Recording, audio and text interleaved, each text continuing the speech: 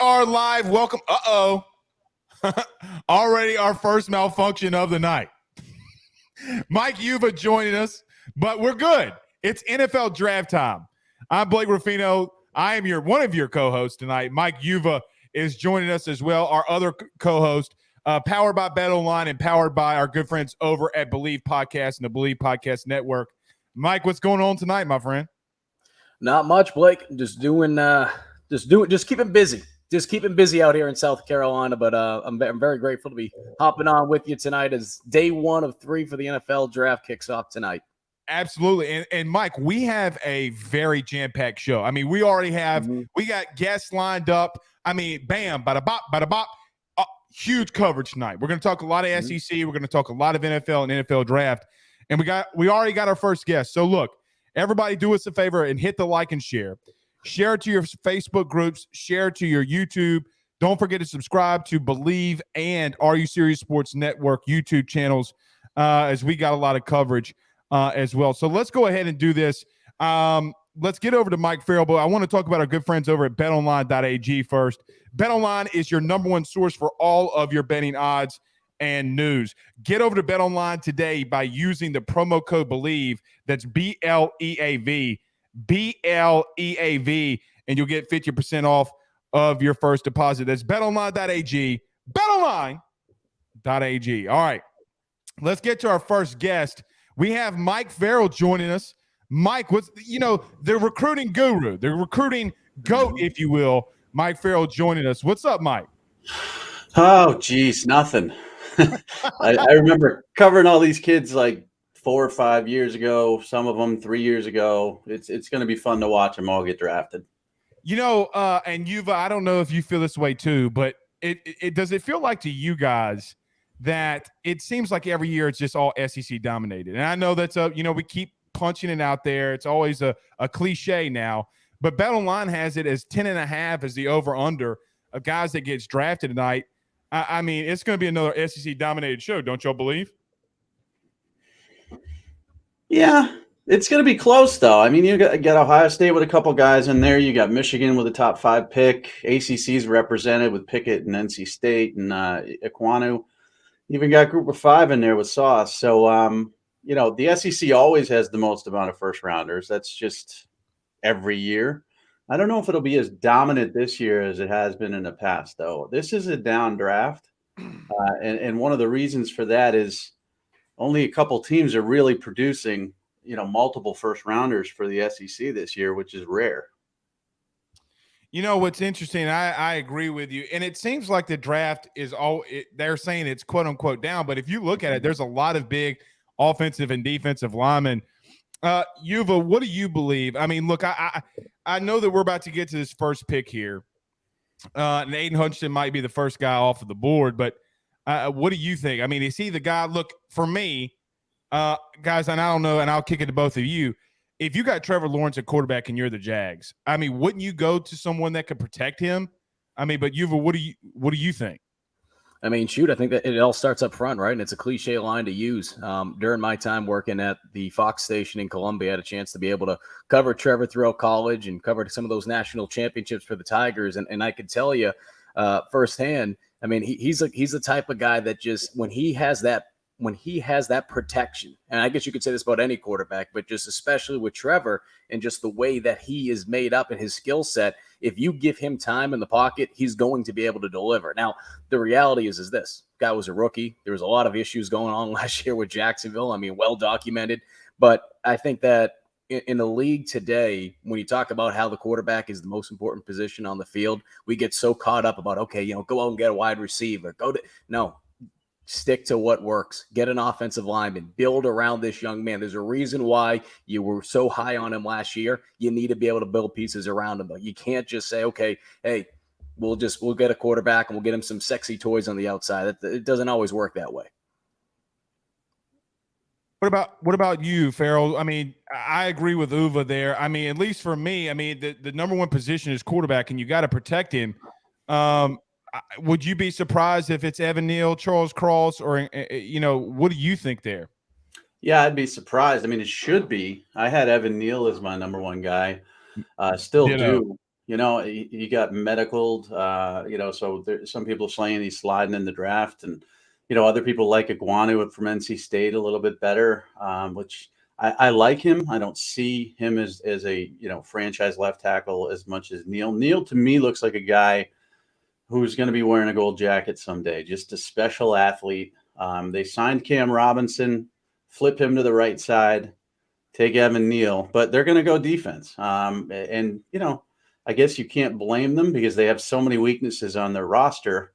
And it is a pass rush and offensive line group this year. I mean, those are the two positions other than wide receiver that are deep. So maybe you get a lineman, you know, in the second round that's still of quality. Now, obviously, both Mikes, Mike squared, if you couldn't tell. I have the Tigers hat on, so it's not really a partial who I either cover or root for. What do y'all think about Stingley? I mean, it looks like, you know, a lot of people with comments, and right before we came on, Lovie Smith, the new head coach, said that they would love to take him at 3. Look, I've covered Derek. I've talked to Derek. He's been injured the last 2 years. I don't know if he goes that high, but that's just me. But there's a lot of news coming out about Derek Stingley coming out and possibly going at 3. What do you guys Bleav? You know, I heard the 3. I thought it was a little bit of smoke, you know, because Right. if you got 3, you know, right now, I think Stingley is arguably, you know, the most talented player in the draft class. I mean, 2019, he was the only cornerback I've ever rated as the number 1 player in the country ever. And you know, 2019 season, he was outstanding. He was the best player on that defense in the national championship as a true freshman. You know, we got to go against those guys, you know, Chase and Jefferson, and it just made him better. But the last 2 years, he's been dinged up. Sauce Gardner is a little bit longer, taller, probably a safer bet. So if you're going to go corner at 3, you would think Sauce. I still think they're going to go Iguanu at 3. Stingley is going to be interesting because I think they put Stingley out there as a name to see if anybody's willing to trade up to 3 out of fear of losing him. And you might see some of those teams maybe get a little nervous and edge up there at number 3. Yuva, what do you think? No, I mean, Mike brings up a good point. I mean, it all comes down to some teams feel nervous that they might lose him. And one team that's going to be interesting to see what they decide to do is the Jets. The fact that they have 2 top 10 picks here. You know, they're a team that could desperately use a corner, but then again, they could desperately use many positions. The fact that they have 2 of those top 10 picks, do they decide to get him early on, or they feel like he might fall down and, you know, and be able to get him with that second top 10 pick, or does another team try to sneak up on him? So I think that is the fear for the Jets, but I mean, that could be the case for any team. And I wouldn't be shocked to see some movement in that top 10 for a team to move on up to try to snag him. You know, it's interesting to me is that Derek, like Mike, like you said, one of the most talented guys probably in the draft, if not the most talented guy, but the injury set him back, and it's going to be interesting to see where he goes here. And I think if you're drafting him off the talent, right, like you can pick him wherever, but the injuries are cause for concern. Yeah, and let's be honest. I mean, he didn't play through stuff as he should have. You know, 2019 cemented his draft status. He was going to be a top 10 pick. And here we are. Let's say he sat out the last 2 years. You'd still be talking about Stingley as a top 10 pick. He's just that rare a talent. You know, so he kind of saved himself a little bit. You know, didn't fight through those injuries as much as he probably could have. Looked not so great against certain teams. You know, UCLA, one of them, where he was injured. And did play, and he didn't like that. He didn't like the fact that he was out there and limited. So in this day of sort of shut it down, I Bleav the 2019 Derek Stingley is the one that everybody's going to get. The problem with it is, you know, there's just not a lot of film. Whoever gets him is going to get a shutdown physical corner who can do everything and has the instincts that you want. But he's allowed Sauce Gardner to be in the conversation as number 1 by just, you know, not playing through and being injured the last couple of years. Yeah, you know, I can tend to agree with that. You know, like, look, but you know, wheels falling off with Orgeron. I guess I'll leave that one there. Is there anybody in the draft, guys? And look, it's getting started. We're already on the clock here with the Jags. Is there anybody that y'all just love though? Is there like that one guy? And I'm sure you both guys watch and maybe have your favorite NFL teams or whatever. But is there a guy that you just absolutely love in this draft? Uva, I will go to you first. Shoot.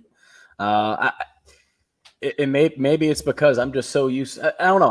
I think we got spoiled last year, right? I think a lot of it starts with the quarterbacks, and I'm a guy that played defense in college, so I know it's ironic for me to be giving praise to the offense here, but to have 5 quarterbacks drafted in the top 15 last year, I think this draft as a whole just doesn't seem as sexy, right? And I think Mike brought that up, and I'm not trying to put words in his mouth in that phrase, but the point being is it's just not what it looked like last year. And then you look at what it could be next year, especially with the quarterback. So I say that because I feel like to some people, they're going to look at it and be like, all right, top to bottom, is it as talented as it was last year? Maybe not. But at the same time, too, there are some guys that stand out. You mentioned Iguanu from NC State. I mean, he's a guy that I feel like from an offensive tackle standpoint, and, Jacksonville probably won't take him in that spot, but I mean, he's a guy that could really make a difference for a lot of these teams. And we talked about before, just the quarterback-driven league. Not saying anything at this point that no one else knows. I think the offensive tackle position is a position that you need to invest in early on. There's a lot of good offensive linemen in this draft. I wouldn't be shocked to see him make a big difference, not just being drafted early, but making a big difference for a team early on in his career. Farrell, what says you, my friend? Yeah, value-wise, there's a few guys I like. I don't love anybody. Like, I do think Evan Neal, if healthy, is a special left tackle. The defensive ends, I don't see anybody, who's I don't see a Boza. I don't see a Chase Young here. Athletic guys for sure, but with limitations. Travon Walker is a great athlete and he's good against the run and strings plays out, but he's not an elite pass rusher. Aiden Hutchinson, not an elite athlete. A motor guy and strong and physical at the point of attack and on and on. So value-wise, I like Jermaine Johnson because you're going to be able to get him after those first 3. Kayvon Thibodeau is another guy who's very, very talented. I'm just not sold on how much he loves football. I think Jermaine Johnson's the guy with the 4th defensive end pick that you can get maybe the Ravens or somebody. Can get a steal there. And then wide receiver, I like Olave. Olave's my number 1. He won't go number 1. He'll probably go 4. Drake London or Garrett Wilson or Jameson Williams will probably go 1. Whether that's, the Falcons at number 8 or the Jets at number 10, that's when you're going to start to see the wide receivers go off. But Chris Olave, I think, is going to be available there for somebody, maybe the Eagles, maybe the Packers, somebody like that. And he's going to go into, an offense, instantly be the best route runner and that slot guy that you can't cover. Farrell, well, let me say that Jordan Davis is mine, right? Like, look, as a former Rivals 2-star athlete in 2008, I got to say so myself. As it was, they gave you the 2-star, Mike, right? Like, I already remember they said it was a default star rating. So as a former 2-star recruit on Rivals, I got to say Jordan Davis is mine, right? Like, because I know that there were times in the SC championship game he took plays off, but he kind of got that back in the national title game. I love a big guy that scores, man. I like a big guy that can move that fast. And look, as a fatter dude that played center in the FCS level, okay, I like seeing a big nose guard do damage and control the game.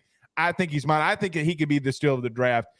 Farrell, what's interesting, we have some comments flowing in here, and we'll get some in here in just a minute. Of the guys that are projected to go in the first round, I think I caught this earlier, but who was your highest rated guy? Was it Evan Neal that you had recruited that was the highest rated guy? Out of him, who was maybe some of the top 3 that you can remember that you had the highest rating coming out of high school? I mean, Stingley was number 1, so he'd be the first one. Evan Neal was a 5-star, so he was very, very highly regarded. Charles Cross was a 5-star as well. There aren't a ton of 5-stars in here, but those would be the 3 that I look at. Travon Walker was a 4, Hutchinson was a 4, Iguanu was a 3, Sauce was a 3. So it's Neal, Cross, and these are all, very, very good football players. And and then Stingley's the highest rated guy out there. I'm looking to see if there's another 5-star that I project in my first round, and I don't have one. There's a lot of 4s and there's some 3s in here, and not a lot of 2s, which is always good. You know, you don't want the 2s jumping in there and making it look bad. Right. You just don't. I mean, but I will say this, you know, the last few drafts that you know, I've compared based on high school rankings and things like that. We've had, I mean, some drafts have had 8 or 9 5-stars, so it's a little bit low in the 5-star category this year. Kenyon Green's a 5-star too. He could be at the end of the first round, but just not as many as normal. All right, so guys, we do have our first pick. It is an SEC guy. Pooh Bear, you want to come in here and tell us who the first pick is? Hold on 1 second. Hold on 1 second. I gotta hit the music, Pooh.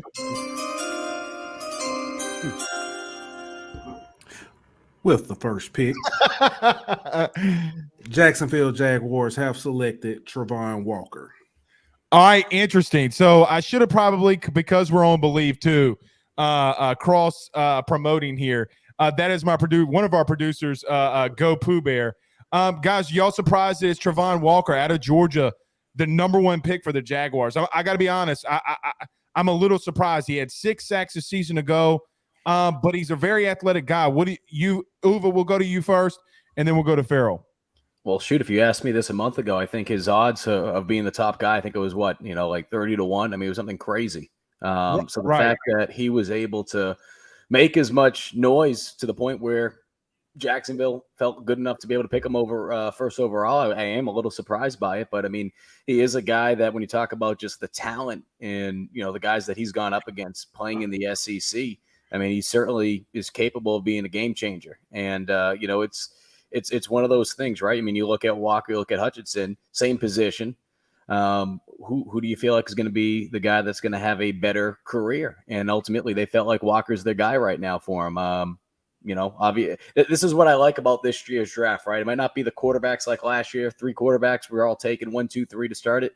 We got 2 defensive ends. So in a couple of years from now, we're going to be able to go back and be able to tell whether or not, you know, Jacksonville made the right pick or not, even though, you know, Jacksonville's not an ideal spot for a lot of people. I mean, let's just call a spade here. Right. Look, I agree with Farrell. Look, Evan Neal's my number 1 guy on the board. I just got to be honest. I think you still got to protect Trevor, but if they have a lot of faith in him, then you got to go after him. Mike, are you surprised, though, that they go Travon Walker here? No, I mean, that's what it was trending the last few days. Right. So it wasn't a surprise. There wasn't a lot of mystery that he was going to be the guy. But for a while there was. I mean, heading into the combine, I didn't have him amongst my top 5 edge rushers. And then after the combine, I had him as my number 1 edge rusher. And I guess you know, people will say, okay, you know, that's underwear football. It's not real contact. But when you get a kid that big who can do that many things, and you watch his film again, so you go back after the combine, you're like, what did I miss? Why did he only have 6 sacks? You see the scheme they play. He can drop. This kid could play linebacker if he wanted to. And to team him with Josh Allen, who's another amazing, you know, talented defensive end, they're going to be trouble for a lot of people off the edge. And also they're going to have a versatile defense because both of those guys are athletic and can work in space. Now, I will say this. There's no way he can live up to this number 1 pick. And it's unfortunate. Well, it's not unfortunate. He's going to make millions of dollars, so I don't feel sorry for him. But, you know, you just can't because everybody's going to want 16 sacks a year. And every defensive end that goes number 1, you know, Myles Garrett may be the exception, but still, you know, Clowney, Garrett, it's just he's not a 16 sack guy.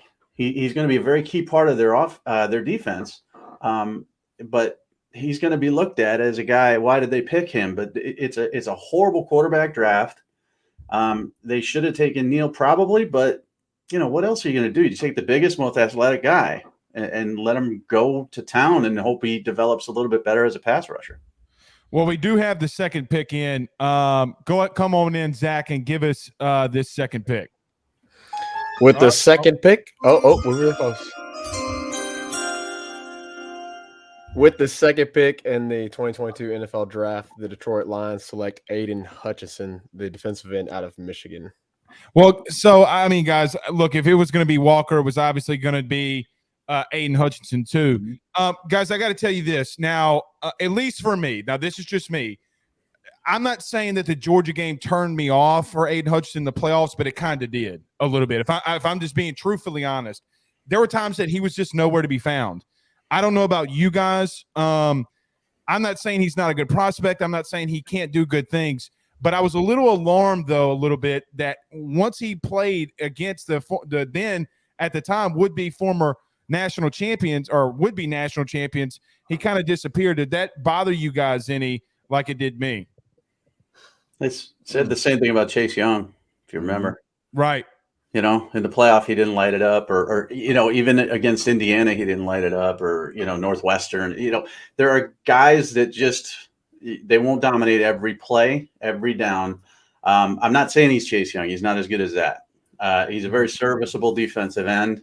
We saw Sawyer take care of him, and we saw the scheme work against him. But we also saw him go up against a second-round offensive tackle at Ohio State and just destroy him.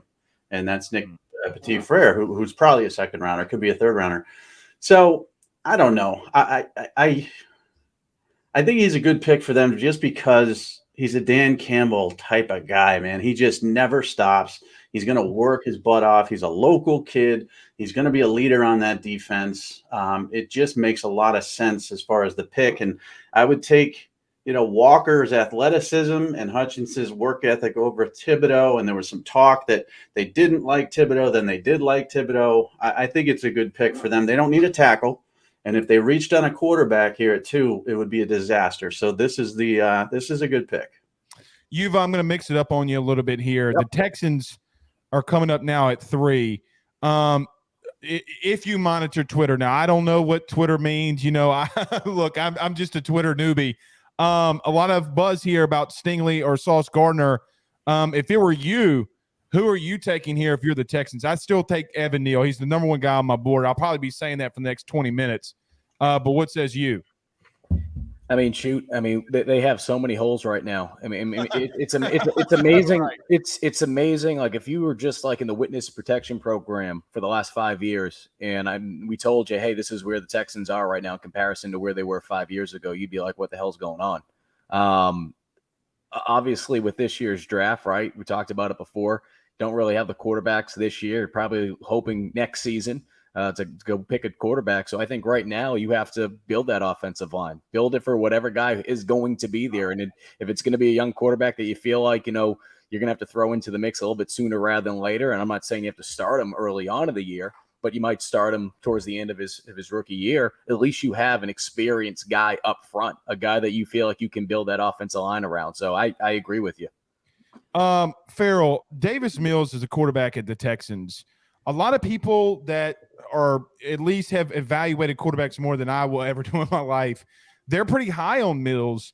Where were you on him coming out, or where are you now on Davis Mills? He was a 5-star kid out of high school. Really great-looking kid out of Georgia, went to Stanford, had some injuries, didn't really break through there as expected. A lot of people expected, perhaps another Andrew Luck type of career. He was just minimal passing attempts, very hard to evaluate on film. But again, when you get him in a pro day situation or you get him in a combine situation, looks great. $1 million. He had a better year than Trevor, better year than Justin Fields. He's going to regress a little bit though. Those guys are going to rise up, I believe. He's not the quarterback of the future for them, but there isn't one in this draft. So to me, again, I would take Neal. I don't think they like Neal. I think they've medicaled him. I think they like Ekwonu. And I do believe that that's going to be the pick here. Now, Texans fans would like they'd like the Texans to take Stingley or somebody like that. Now, there's a chance, very outside chance at 13 that a very good corner is going to be available. But I think these elite offensive tackles, Neal and Cross and Ekwonu are going to be gone by 13. So I would take Ekwonu, and then at 13, hope McDuffie's there or even a Stingley slides to you. I agree. I mean, look, I feel like we repeat ourselves so many times, right, with that. but Oh, you got to wow. win the game up front, right? And you've said it earlier. Like if you're not winning the game up front, and you got to build around. Here we go. So we do have some breaking news. We got the new pick in here. Pooh Bear, come on in here and give us the pick.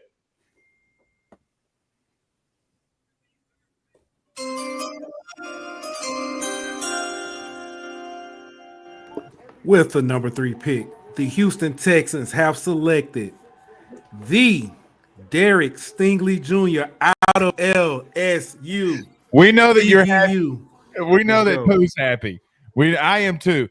Look, guys, just here locally, at least in covering LSU, look, over the last, I'd say 24 to 48 hours, it had been really pretty much talked about that Stingley's climbing up. Now, I don't know if that's the Lovie Smith connection. I don't really know. But look, Mike, like you said earlier, Stingley's a top 3 type of talent, right? He was the number 1 guy on your board, but the injuries kept him out a little bit. What do you think the Texans get here with a guy like Stingley? Well, I mean, you get a guy who has a chance to be Patrick Peterson, who has a chance to be Jalen Ramsey, who has a chance to be one of the best cornerbacks in all of football. We didn't get to see the true Stingley over the last couple of years. We saw it in 2019. We saw it in the practice videos that they keep showing against Jamar Chase. You ask Chase, you ask Jefferson, he's the guy. So it's a good pick. Man, I'm just one of those old school guys is like, where have you been the last 2 years? But I guess in this, Micah Parsons missed 2020 because of COVID, and he's fine. Rashawn Slater, Penei Sewell missed 20. So you can miss a season or mail it in or be hurt or whatever, and it doesn't really matter. So I think if we see 2019 Stingley, this is a great pick. And honestly, 2019 Stingley could have gone number 1 overall. I agree with you. Farrell, look, you've been fantastic, and I could sit here and pick your brain for hours and hours and hours. I appreciate you joining us. I appreciate your time, and I'm hoping to have you on again soon, sir. All right. Just let me know and follow me at MFarrell Sports on Twitter, and I'll be following the draft all night. Thank you, man. Appreciate That's it, Mike Mike. Farrell, our good friend. I'll kick it over to you. Cole Tracy, if you can hear me, brother, we can't see you on camera. So LSU kicker. Hey, LSU. I'm just joking. I couldn't control myself. But what says you, Stingley, coming off the board? Man, that's huge. That's big. No, it's big, and I think being able to see what he was capable of doing a couple of years ago. I know some people are going to be like, all right, where was he last year? I get that. I understand that. But more than anything, I think it proves that this guy is capable of being able to play at a high level. And that, you look at the situation. I mean, I don't need to tell you this, and the majority of your listeners who are LSU fans, there's been a lot going on over at LSU the last couple seasons, right? I know the man that we're trying to get on here next, Cole Tracy, he's been following along closely since his days of kicking for the Tigers. There's been a lot of change going on over there. So, I mean, look, I'm not trying to make excuses, but there's a lot of factors that can go into why Stingley maybe wasn't playing the caliber of football that some expected him to play last season in comparison to where he was a couple of years ago. I agree with you. I mean, look, 2019 Stingley is national championship worthy, right? Like, I mean, you can't debate that, right? I mean, he is one of the top 3 players in this draft. And look, Mike, now that Farrell's off, I can call you Mike. And look, we got to get to your story too. I'm getting texts. Hey, who is this Uva guy? He's intelligent. So we got to get to your story soon. But the bar set low if you're saying that. And the guy we're having come up next, he can tell you that I'm not the brightest. Oh, I hear you. Well, look, we can go to Cole Tracy, but hold that thought. So let's do that. Let's hold the thought. Let's pay some bills very quickly, and then we'll get to Cole Tracy. I got to say, Cole Tracy, you're my hero. Okay, before you come on, shout out Auburn. Okay, but we'll get to that. Let's pay some bills. Cole Tracy right around the corner. Our partners over at BetOnline continue to be the number 1 source for all of your betting needs and sports info. Find all the latest sports developments, including updated odds on the NBA playoffs, fights, and even next season's futures. And don't forget that the MLB is back as well. Who are you picking to win the World Series? BetOnline is your continued source for all of your sports wagering needs, including live betting and your favorite Vegas casino and poker games. It's easy to get started, so head on over to their website. Use betonline.ag. Use that promo code Bleav. That's BLEAV. That's BLEAV to receive your 50% welcome bonus on your first deposit. That's betonline.ag. Betonline.ag. All right, we got our good friend Cole Tracy here. I'm going to let Mike, you want to introduce your good buddy, Cole Tracy, here for us? Oh yeah, he's wearing the LSU. He forgets where he came from. Cole Tracy. I got the assumption, Blue. You got the assumption on. There we go. So for those of you that don't know, I played Division II football at a small school called Assumption. Thanks to Cole, if you're an LSU fan, I know there's a lot of them on here tonight because of Blake.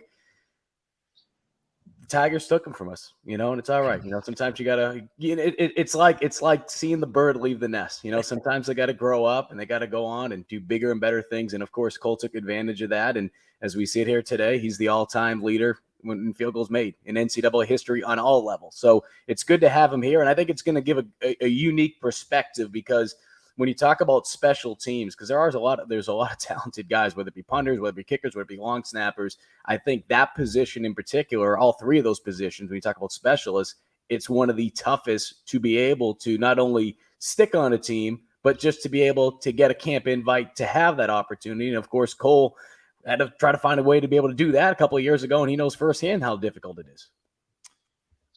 Cole, I got to ask you a very serious question. And since it's a couple years out, look, you can curse on this platform, so it's okay.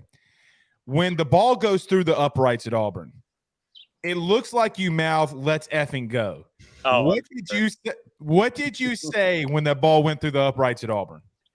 That sounds about right. Hey, you know what it reminded me of, Cole, is when you went through and Kerry Vincent, shout out Kerry Vincent, was chasing you down, running after you. Have you ever seen the movie The Replacements when the linebacker is like running after the kicker? That's what it reminded me of. By the way, congratulations on your really good wheels. I mean, Kerry Vincent, I think he ran a 4.40, so there definitely was not beating him, one of the fastest guys on the team. But no, I remember just taking off, and first thing I saw was Kerry just eyeing me and coming right at me, and I thought, we're only in week, what was it, 3 or something, so I got to get down as fast as I can because he's gonna give me a deck here. All right, well, we do have some news here.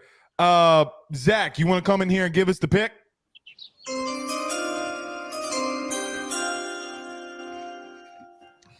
Well, with the fourth pick in the 2022 NFL Draft, the New York Giants select Jets. Sauce Gardner. The Jets. The New York Jets. I'm sorry. The New York Giants are Nets. New York Jets. You got one Sauce job, Gardner. producer. You got one job, but nevertheless, Sauce Gardner. We'll get to Sauce here in a minute. Cole Tracy is our guest. Cole, I got to be honest, man. Because my family's very big Auburn fans, right? Mm-hmm. Covering the Tigers since 2017. I was elated. And look, that team had a lot of good players. You had Joe. So many good players on the team. Cole, an interesting stat by Michael Bonnet tonight. With Derek Stingley being drafted, of the players that you play with at LSU, 21 of the 22 starters, including yourself, have been drafted. When you look at that, what does that make you feel like? Like, I mean, that's insane, bro. I know. You think about that team, and in 2018, well, I mean, even if you step before 2017, obviously there was the foundation, but then Coach O came and brought in a couple extra pieces. That 2018 was kind of just a bridging gap, but at the time bridging year, at the time we didn't really think that. We were just trying to win as many games as possible. But yeah, essentially that entire team went on, besides Devin White, and who else was my year? Greedy, a couple other players, but for the most part, that nucleus that ended up winning the national championship. So, no, it's really fun to be able to turn on any game Sunday and be able to be like, yeah, I played with him, or I know him, or I've met him in the locker room, stuff like that. So, really fun. I did hear you had some eligibility left. Cole Tracy is coming back to LSU. I wish I could get one of those COVID years, but this is goddamn COVID. I'm going to kick it over to you, brother. No, this is great because when I told Cole about this, I don't think he realized that this is pretty much like an LSU platform. So just seeing all the comments, I mean, it's awesome. It's so great to be able to see that. I think the neat thing too with Cole, I mean, I remember when he was making the move over to the SEC. My co-host of my podcast, Bleav in South Carolina, Marcus Lattimore, actually made a video for Cole and sent it over to him right before he began his career over at LSU, and basically just told him like, hey, this is just college football. You've been doing this your whole life. And I'll never forget talking to Marcus the night after his debut in Jerry's World and just putting up the performance that he had. I mean, Cole, that jump, and the reason why I say that is, I mean, obviously it's not the NFL, but making the jump from Division II to the SEC, I mean, speak of another Assumption guy, Carlins Patel, who made the jump from Assumption to South Carolina this past season. We're seeing the transfer portal. We're seeing guys jump up, and we're seeing some of these guys. Of course, you'll probably see it later in the rounds. Some of these FCS, even sometimes Division II, like the Patriots did a couple of years ago. Some of these smaller school guys, right? What would you say is the biggest challenge when you do make that jump to the SEC? Because for some of these guys that are going from FCS or Division II and they're going to the NFL, obviously it's going to be times two. But what would you say is the biggest jump? I think the biggest challenge is just not letting yourself get caught up in that you're playing at a higher level. And I think I was fortunate enough to realistically only have 1 year, right? I didn't have time to process that I'm playing in front of millions of people on TV. You know, I'm playing in front of 100,000 people. My time was like this. I got in there June 1st and I was out day after the Fiesta Bowl in January 2nd, you know? So a lot of these guys just kind of keeping that in their mind that it doesn't really matter. It still is football. Obviously it's at a faster speed, but as long as you can keep your mental state just normal as you did your entire career up until that point, you know, that's where you're going to have success. And then once you've walked away from football and you're washed up like me working 9 to 5, or some of these guys that are getting drafted tonight probably won't ever work a 9 to 5, but you get what I'm saying. Then that's the time that you can kind of reminisce and be like, wow, I was probably playing way above what I was projected to do, you know? I have two questions for you here, Cole Tracy. Yes, I use your full name, and you know that that's Louisiana. That's so proper. Look at you, Bleav. Well, it's a Louisiana thing, bro. And Cole can tell you, we use everybody's full name. Number one, what does Cole Tracy do from 9 to 5 every day? And number two, well, we'll go with that one first. I got another one for you. But what is Cole Tracy doing these days? So I love the Cole Tracy. The amount of times that I've gotten, you have two first names. I'm just going to say both of them. You know, so actually a lot of right. A lot of people say the full name. Zach von Rosenberg is one of them. But no, I am in medical sales. I've been doing it for about 2 years. You are. So it's interesting. I'm in the operating room every day and basically assisting surgeons on. I specialize in shoulders, knees, and hips. So a lot of ACLs, a lot of labral repairs, stuff like that. So I get to stay kind of in the athletic world in a certain way. Well, look, Cole, if you want to stay on with us, do you have some time? Yeah. Okay. Well, look, we got to go to New York. Now, the New York Football Giants are selecting. Okay. Yeah. So I planned this perfectly. The next guy that we're bringing up is literally the man from New Orleans. Like, he runs the freaking boot. Okay. You know who I'm talking about. It's freaking Barstool Mincy. Mincy, what up, dude? What's up, man? Yeah, just sitting in the Barstool office. We got our NFL draft show going. I'm watching the Pelicans, man. What an ending for the first half. Pels up 10. Larry Nance had 10.7 rebounds, had a huge tip-in at half. I'm all fired up about them, but what a sports night. I mean, Saints 2 first-round picks and Pels game 6. This is the biggest New Orleans sports day I can remember since that tragedy in the NFC Championship, I think. I know. Well, just very quickly, guys, we do have some news here. The New York Football Giants have selected defensive end from Oregon, Kayvon Thibodeau. We'll get to that in a minute, but that's a pretty good pick for them. Let's see what they do here in a minute. But Mincy, look to your left. I mean, we got the best kicker in LSU football history. Oh yeah, dude. He followed me on Twitter earlier. I was pumped, man. I'm still that Auburn kick is still such an iconic moment. That's just ridiculous. Now, Mincy, the video that went viral with you cheering on your hotty-toddy, gosh almighty, who the hell are we, with Lane Kiffin. Did you do that for Cole Tracy when he booted that bitch at Auburn? I was happy for Cole Tracy, but that's not my alma mater. But I definitely was happy for LSU. Whenever LSU wins and it doesn't affect Ole Miss, I'm never really upset, So, but no, I remember that kick very well. I was in a packed restaurant in Shreveport, and the whole place went freaking nuts back when I was grinding the old North Louisiana radio days. Yeah. By the way, I had Derek Stingley under 7.5 in the draft, pretty big, as one of my big picks. So I already hit that. Was pumped. The NFL LSU tradition lives on. Look, we were talking about this just a minute ago, Mincy, and Mike. I'll kick this over to you. I mean, look, he's a top 3 talent, Mintz. I mean, the injuries kept him out, but he's a top 3 talent, no doubt. Yeah, I think there's no doubt about that. Still a little surprised to see him over Sauce Gardner, maybe, but the attributes are so good, and he kind of had lost 2 years. He didn't fit in that nobody fit in that Bo Pelini scheme. That whole thing was a train wreck. And then last year he lost it to the Liz Frank injury. But I mean, look, he's a talented dude. I'm sure his family. I know his dad. I know they got to be happy that he's just got to go a couple hours down I-10 west to Houston. That's got to be a great fit for his family. Yeah. No, he's gonna be fine. He's gonna be fine. I think, like we said before, the fact that he's put it together on tape before, I'm not concerned about him. Everyone can say, okay, look what happened last season. It happens. It happens. Sometimes there's gonna be guys that don't even have statistics. Go look at a guy like J.C. Horn. A little bit different situation. And I know I say that because I cover the Gamecocks. JC really statistically, if you didn't pay attention to the film, you would think the guy he just sucked. But that wasn't the case. The fact was they didn't want to throw on him because he was so damn good. So it's a little bit different. But the point being is there's going to be people that will dissect you after you put up the numbers that he did his freshman year. And they're going to say, okay, well, he's got to do it again.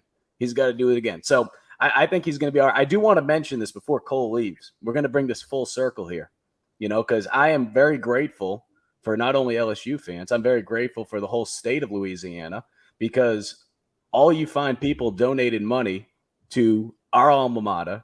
Coles Tracy went to Assumption. I went to Assumption as well. Yeah. We donated money to Assumption. That scoreboard's up here. Now, this is where it brings it back full circle because I don't know if some of you guys realize this. The name of that stadium now at Assumption, you know what the name of the stadium is? I know Brian Kelly something, right? Yeah, Brian Kelly Stadium, another proud Assumption alum. So look where we are. Shit. Okay. Yeah, how about that? Yeah. So, Mincy, you know how weird this is?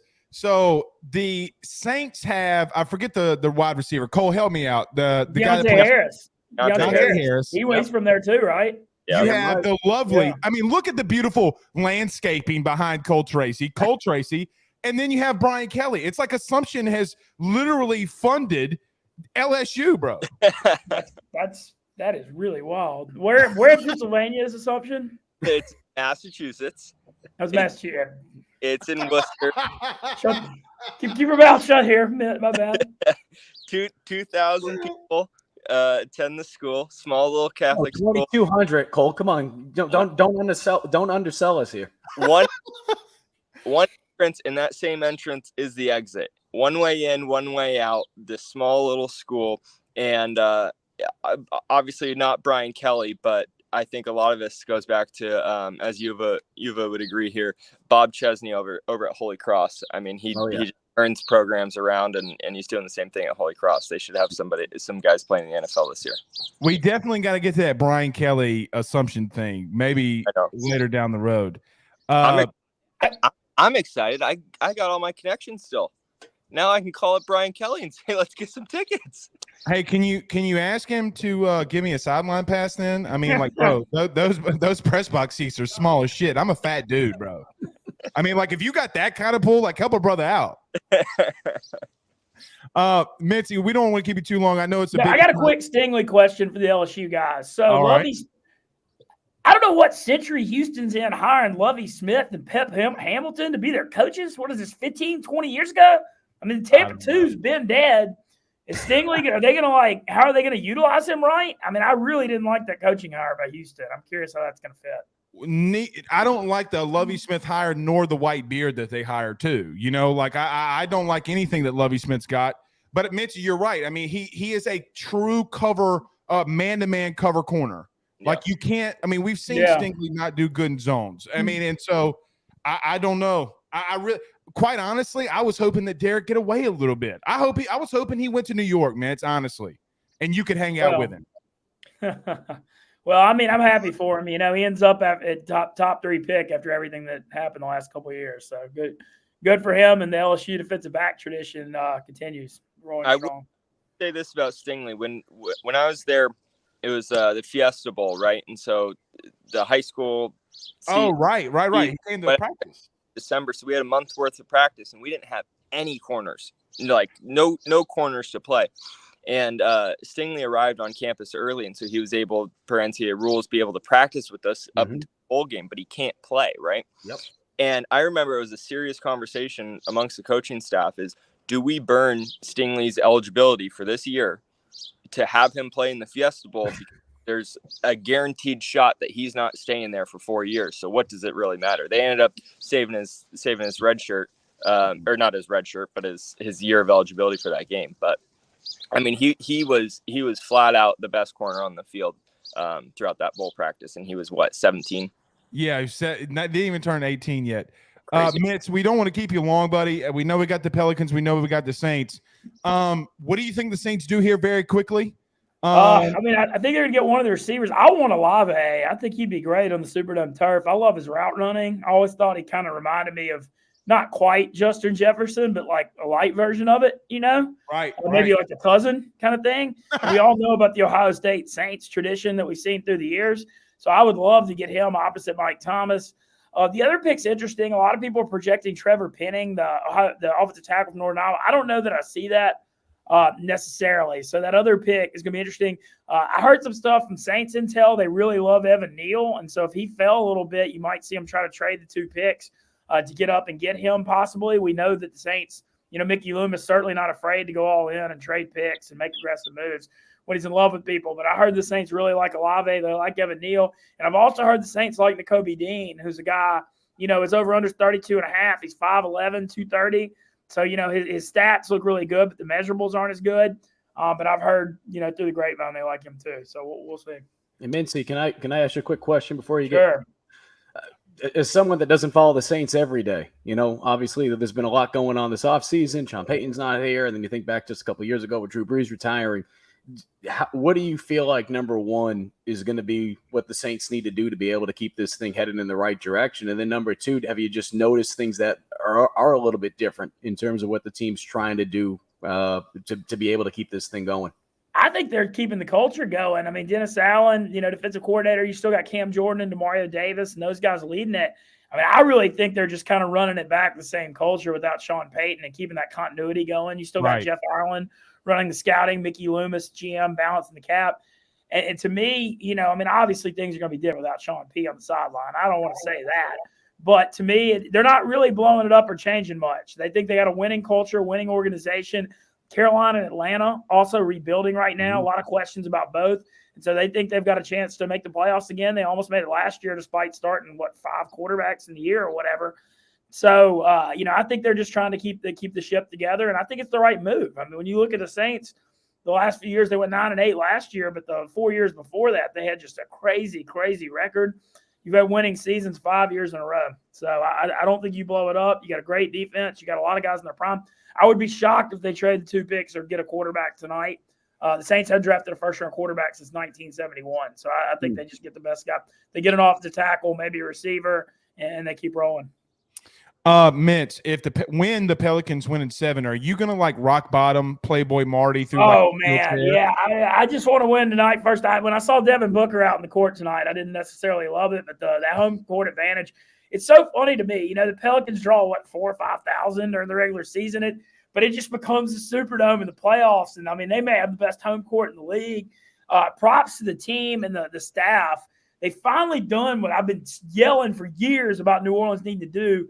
And that's just embracing NOLA culture of the game atmosphere. All NOLA rap, all NOLA live music, dance party. That's what the Saints and Pels should have been doing forever. You got the most unique food and music culture in the country in New Orleans. Why are you not embracing that for the game atmosphere? And I think they've finally done that, and people are loving it. I mean, I can't say enough how much fun I had in games 3 and 4. Mincy, I'll be back Jazz Fest next weekend. I'm flying back. Can't wait. Second weekend. I'll be there too. And I'm going to the Brooks. I'm going to Garth in Death Valley this weekend. Oh, are you? Yeah, I can already smell the alcohol from here in Death Valley. There's a big walk-ons pre-party we're doing some stuff with, but I can't swing that. But I will be at second weekend of Jazz Fest. Mincy, I travel so much, I got to remind everybody here I actually still work here. They got a whole Assumption College Brian Kelly tailgating. Like, I'm trying to get in. They're like, you're too big. You drink too much alcohol. You can't do it. So we'll see. Mincy, dude, you know I love you, man. Cole, great to meet you, man. Hey, you take care. Thank you, I'll take it Mincy. easy, boys. Thank y'all for having me. Thank you for coming. That's Barstool Mincy. Cole, look, you can come and go whatever you please. If you're a friend of Yuva, you're a friend of me. So if you want to come in, you want to go get something to eat, you can come in and come out whatever you want. All right. Pause. Maybe don't take that the wrong way, but you can do whatever you want. We do have another pick. I don't know which producer's times to pick. I'll go Pooh Bear because Zach messed up the last time. So Pooh Bear, who was just selected? With the number, Gotta wait for the music, bro. with the number 6 pick, the Carolina Panthers selected Akeem Ekwonu out of North Carolina State. Thank you so much, Pooh Bear. Yuva, we'll kick it over to you. You talked about him earlier. Your thoughts on the offensive tackle from NC State? Not too far from you guys. No, and I mean, another team that I had an opportunity to cover before I made the switch to Gamecock Central. I covered the Panthers for 5 seasons, so I know them pretty well. And the fact that, when Matt Rule came in, the very first 8 picks of his coaching career for the Panthers, 7 was used in 2020. And the first one, of course, was the former South Carolina defensive back J.C. Horn as the 8th overall pick last year. The first 8 picks were all defensive players. So we're seeing a little bit of a change right now, right? Even going back to last year, you had some tight ends in there, you had some offensive linemen, even had a long snapper. Go figure. No disrespect. I mean, we got to love the specials, right, Cole? Hey, Cole Tracy's long snapper was drafted to the Miami Dolphins. I'm just throwing that out there. Well, and another assumption guy, you won a Super Bowl with the Buccaneers. He's the long snapper for Tampa Bay. Another assumption connection. Cole, did y'all win y'all's national title? They started winning as soon as I left. I remember I was a dying breed. I was a white corner. But the best part about being a white corner when you're on the field, they're going to throw it at you every time. I think I might be the last white corner to have an interception in Assumption history. And that was in garbage time, but we'll cut that part. You're like the Jonathan Seymour. Speaking of the New York Giants, you remember Seymour wore 37 for the Giants? Maybe I'm showing my age a little bit, but nevertheless. Look, I don't know. Who do y'all got the Giants to go here? Look, again, I'm going to continue to say Evan Neal. Okay, I'm going to continue to say it until he's picked. So let's see what they do. Oh, and there he goes. So, Zach, come give us the official pick.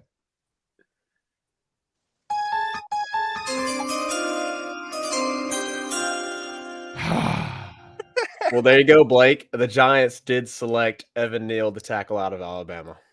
All right, guys, look, I got to be honest. I don't like pumping up Alabama players or fans or anything like that. But look, in all truthfulness, in my personal opinion, and we're watching the film right here, in my opinion, he's the best player in the draft. Okay, you could either move him or Stingley. When you're a premier left tackle and you got to play in the NFL, you're going to protect your franchise. Look, we saw what happened a season ago with Joey B. His offensive line was just not that good. You got to have premier offensive tackles, especially at that position, to protect your franchise.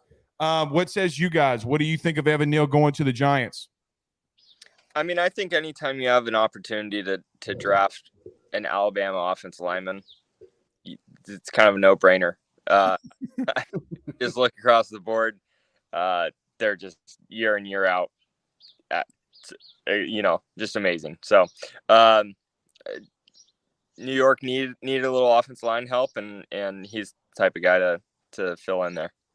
I know, and I know it was a couple of years ago. But I always just think back to, and I'm not trying to pick on him because he got hurt. I just think about this in general.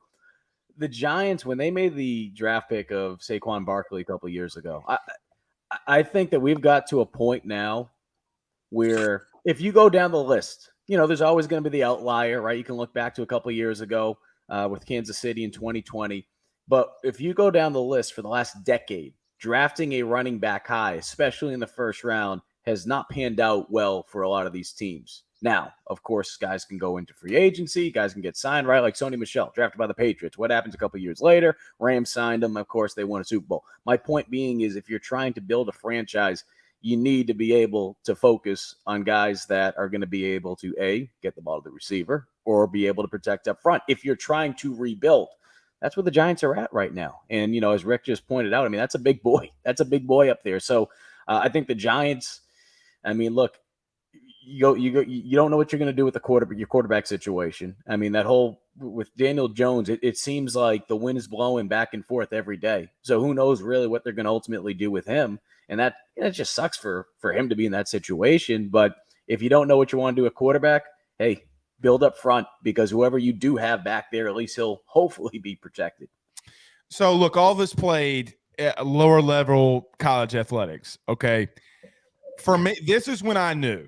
Okay, and look, as an FCS guy, when I saw Evan Neal, and except you guys for Cole, know, except for Cole, who kicked in front of a million, but he did. But he's one of us. He's one of us. True. He's one of us, though. He's one of us. He is one of us. One of us. He kicked at what it used to be called Multi-Sport Stadium, which they said maybe 1 million times in his first game, which was awesome because Sean McDonough is a Massachusetts guy and was on the broadcast on ABC. So it just hey, Multi-Sport Stadium. Yeah, we probably should name that stadium. So Cole probably played a big role with us actually getting a name for the stadium. So 2 things. I'll tell you about Sean. Remind me of the story, Cole, before you leave. If whatever reason I don't say it, about what Sean did that opening weekend. But when Evan Neal was sitting on the box jumps, and you guys know they put 3, 4, 5 or whatever. Well, this dude put 6 boxes up there. Okay, and he's sitting down, and then he explodes from sitting down and jumps on the 6 boxes. I'm like, bum, bum, bum, bum, bum, bum, bum, bum. He's a first number 1 overall pick. The dude at 337, you shouldn't be able to do that. He's an athletic freak. And I love him. Speaking of Sean, I didn't forget. The entire media during your first game, McDonough was walking up and telling everybody, Cole Tracy's he's a beast. He's a beast. Walking up and down the sidelines. And we're like, dude, is he mumbling to himself? And then he starts texting everybody the Auburn week and I effing told you. I effing told you. So I don't know if you and him are best buds. But nevertheless, he loves you, brother. That's funny. Going back and watching the broadcast, and it was awesome for them to tell a story, and then obviously pretty much every single game they would talk about it. But it was great just to kind of pay back assumption, because obviously that you don't get to the finish line without a starting point. So it was just a lot of fun. All right, well, let's do this. Let's pay some bills very quickly. We got Pete Futek right here coming up. Just want to talk about our good friends over at betonline.ag. Guys, they're our number 1 sponsor at AYS and Bleav. Go over there, use the promo code Bleav, that's BLEAV, to use your 50% welcome bonus on your first deposit. That's betonline.ag. That's betonline.ag. All right, let's bring in our good friend Pete here. Pete, what's going on, man? How are we doing tonight? Is there a draft or something, or you're not watching NBA playoffs? They seem to be pretty good. No, it's NFL draft night. This is fun. This is what we're here for. This is, Christmas Day for, football geeks like us who love college and the NFL draft. This is the fun stuff. Well, Pete, I do got to say, as a Louisiana guy that's not too far from New Orleans, it's really difficult to me to, I got the Pelicans on over here, and I got the draft on over here in our studio. Yeah, but your LSU guys are done for a while, so you can kind of watch. I can kind of watch both, right? So it's all good. Yeah. Absolutely. Look, Drake London just comes off the board, so I ask you first, at USC, he's the first guy. I guess, what do you think? I thought he was a really good athlete, but I'm surprised he goes over Chris Olave. But what's your thoughts on Drake London? Where'd he go? I just didn't see just now. Well, we can do this. Pooh Bear, one of our great producers. Pooh Bear, give us their pick. With the number 8 pick, the Dirty He already Birds? forgot. No, The Atlanta Falcons. They selected Drake London out of USC. They needed a receiver. Here's the big curveball so far in this draft. Anybody who kind of thought, okay, these quarterbacks are gonna go. Carolina's gonna go Malik Willis because they don't have apparently they said they like Sam Darnold, but who does? They don't have a pick until the 4th round. So if they were gonna get a quarterback, that would have been the time. I thought Atlanta was gonna go quarterback. Marcus Mariota's on a backup, getting paid like a backup. They could have gone quarterback here, but they desperately needed a wide receiver. Drake London, if he's healthy, and this is going to be one of the themes because between Drake London, Jameson Williams, David Ojabo, there's going to be some great talents who are injured who are going to move on down, and obviously they think London's going to be all right. I kick it to you, brother. I'm never big at wide receivers early on, especially when we're talking about. I'm not trying to crap on the guy, but I mean we went into this draft knowing that it's not as sexy as it was last year. Or will be next year. Surprised. I'm just surprised. I'm just a little surprised. I'm a little surprised. I mean, you look at what the Falcons probably need. I mean, shoot.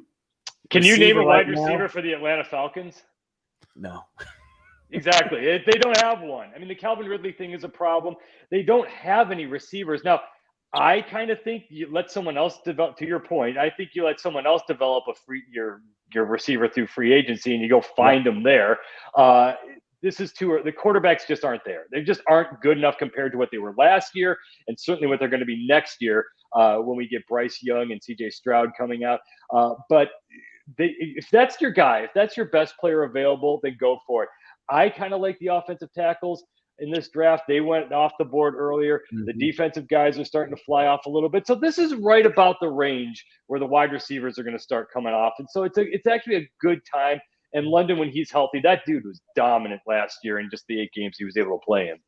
Pete, let me throw this your way because you do have the Seahawks who are picking now. Look, Russell Wilson out. You don't really have an experienced quarterback in. I'm not screaming Malik Willis here, but do you think that they pull the trigger? I think they probably wait a little while. I can't remember right off the top of my head when they have that early 2nd round pick, but I know they have I think they have a later 1st round pick where they could still go after a quarterback who's going to drop at that point. And that's where you're going to have Pickett, Matt Corral, Desmond Ridder, who I'm not a fan of, but he's going to be around there. So you can wait for a quarterback there. Now, if you're going quarterback, you're not just going, we need a position, we're going to take a guy. You got to have a set mindset that that's going to be our man. So they got to know that. But Seattle's always the curveball. They always go they're a different sort of franchise when it comes to drafting. They just take their guy. They don't necessarily care about the boards and values or whatever everybody else is saying. They're just going to take the guy who fits what they are looking for.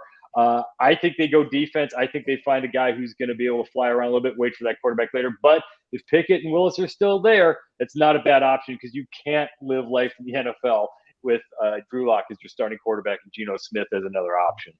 Well, Cole Tracy, former LSU kicker, says we need to go long snapper, we need to go kicker, we need to go special teams, right, Cole? Like that's what Matt Ariza, San Diego State punter, not too early. The funny part about that, though, is the NFL draft.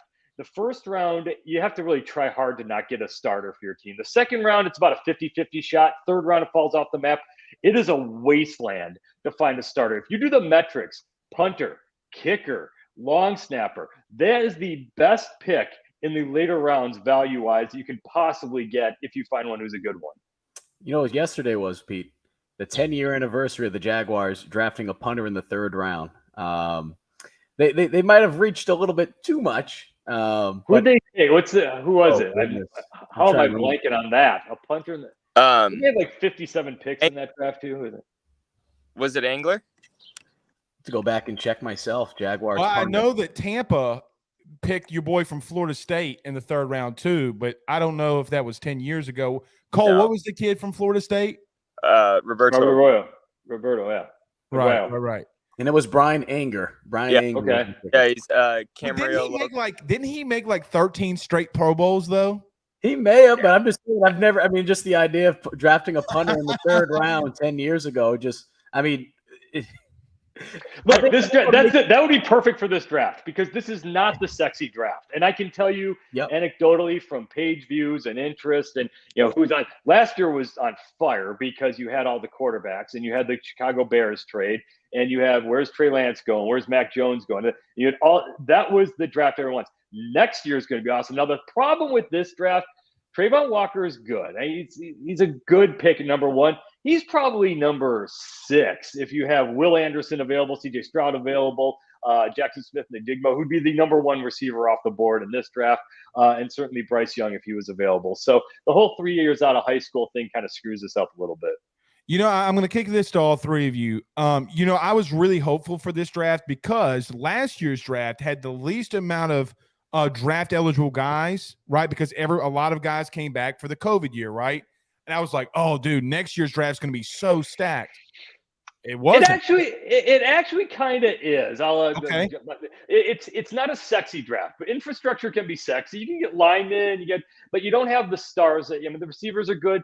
Running backs never go early anymore. You don't have a number 1 guy like Bijan Robinson. Are we just missing the quarterbacks? To rudely interrupt you, is it just the quarterbacks we're really missing, though? You think? Pretty much. That's it. That's the franchise changer. Trayvon Walker, again, you're not that Georgia team. You could make an argument that he wasn't the 7th best pro prospect on his own defense, and he's number 1 overall. Jordan Davis is the guy. That's my guy from that Georgia D. But Nakobe Dean is there. There's all sorts of Georgia guys. Aiden Hutchinson, all right, fine, but again, I don't think he captivated the imagination of the world. And then you're right, there's just not the quarterbacks there, and quarterbacks are what sell in the first round. I kick it to you two guys. What do you think? I agree. I think, especially as a Seahawks fan, sitting here at number 9 with it saying that the pick's in, I hope we don't go and get one of these quarterbacks. I'm not sold on Locke, trust me, but I think an offensive lineman would be the pick right here. They're going to be happy, Cole. Here, let's go build the offense. Charles Cross? Is that him? Is that who's going to come up here? So Zach, our other producer. Okay, Zach, what's the pick? It is Charles Cross, the offensive tackle out of Mississippi State. I like it. And Pete, it's so funny you say that, right? Because then all of a sudden here comes the offensive lineman, right, from the SEC, another one. Look, let me say this. Just watching Mississippi State a lot this past year, obviously just covering the SEC, he was probably the most underrated guy, I felt like, in maybe the top 10 prospects when you watch him on film. Look, he went up against B.J. Ojulari. He went up against Will Anderson. He went up against all these guys in the SEC. He didn't give up a sack. And so when I'm watching him, I'm like, look, man, he's got good feet. He's got good power. And quite honestly, I thought he could have been maybe the number 2 guy coming off the board at tackle, but he's number 3. I think it's a good pick. What says to your direct point about why this draft isn't this jazz hand splashy is that Charles Cross is great because you didn't notice him. And that's a positive. He just erases his guy. He's just a good football player. The measurables aren't quite there compared to Ekwonu and Evan Neal, but he's just a quiet football player who just doesn't give up big plays, and that's what you want in your offensive tackle in the NFL level. Right. Blake, one thing I want to piggyback off of what Pete mentioned. This is, for people that are nerds, or they just like these kind of the whole star metrics, right? Based on last year in Gamecock Central, we're over on 3 now, so I'm using the on 3 metrics. If you go back to last year's 2021 NFL draft and you look at the top 10 picks, only 2 of those players were 5 stars coming out of high school. So far tonight, out of the 9 picks, I want to make sure I can count right. Math was not one of my strong points. We got 1, 2, 3, 4. We have 4 top 5. We have 4 5 stars coming out of high school that have been drafted in the top 9 so far. That's insane. Well, that goes to the measurables on this. Is that why did Trayvon Walker go all measurables? Why did Sauce Gardner go where he went? Measurables. He's good, but measurables. Derek Stingley, measurables. Kayvon Thibodeau, measurables. This is not really the college production draft. Thibodeau didn't do much anything last year. Stingley didn't do anything last year. Walker wasn't even an all SEC pick, I think. But he was second team, I believe. Yeah. But he wasn't like the star of stars for this thing. So to your point overall is that these are 5-star guys for a reason because they are the best measurable guys, they weren't necessarily the best college football players in 2021. Yuva, I kick it over to you. The Jets are here. Who do you see the Jets going with? I think that they need a receiver too, quite honest, or a tackle. Literally, let's just be honest. They could use Garrett Wilson. Garrett Wilson would be my guess if he's still on the board there. They swore though. The coaching staff couldn't for the last 6 months. We're like, Robert Saleh's like, we don't need to drop a big draft pick on defensive backs. We'll just get one. They devalue the position stuff. Whether they do, Sauce Gardner comes off the board when he's right there. So another one of these cases where these guys stay and talk and talk and talk. And they go somewhere else. My guess if Drake London's gone is that they're going to go Garrett Wilson. All right, Yuva, what says you? Yeah, I mean, we talked about it before. Now I'm going against everything I said, that I don't like wide receivers early on. But when you look at what the Jets need and look at what's available right now, I mean, it might not hurt. It might not hurt to go after Garrett Wilson. I mean, he's a guy that obviously went up against some very good competition in the Big Ten. He's proven himself at that level. I like the size that he has. I think, too, when you look at it from an offensive line standpoint, I mean, some of the better guys have already gone. That's not to say that there's not good offensive linemen here, but when you're trying to look for the best guy available, I think Wilson might be the guy for them. And again, the crazy part about it is Wilson's probably the third best Buckeye receiver last year. Yeah. Smith-Njigba was the best. Olave was the smoothest. Wilson just has a 4.3. He's and great. we're not even talking about another guy who was on that team, at Jamison Williams. Yep. Couldn't even get in. Yeah, it's right. Crazy. I'm gonna go Kyle Hamilton, safety, Notre Dame. I just think for me, he's the best player left on my board. I don't think you can go wrong with him. I know you need the receiver, and look, I get it. But look, I think Kyle Hamilton's special. I think he reminds me a lot of Jamal Adams, if we're going to do the LSU pick here or comparable. But Cole, what says you, my brother? I think you get a little Wilson to Wilson connection in New York. Jets fans, they don't really care. I mean, they care about winning, but let's be real.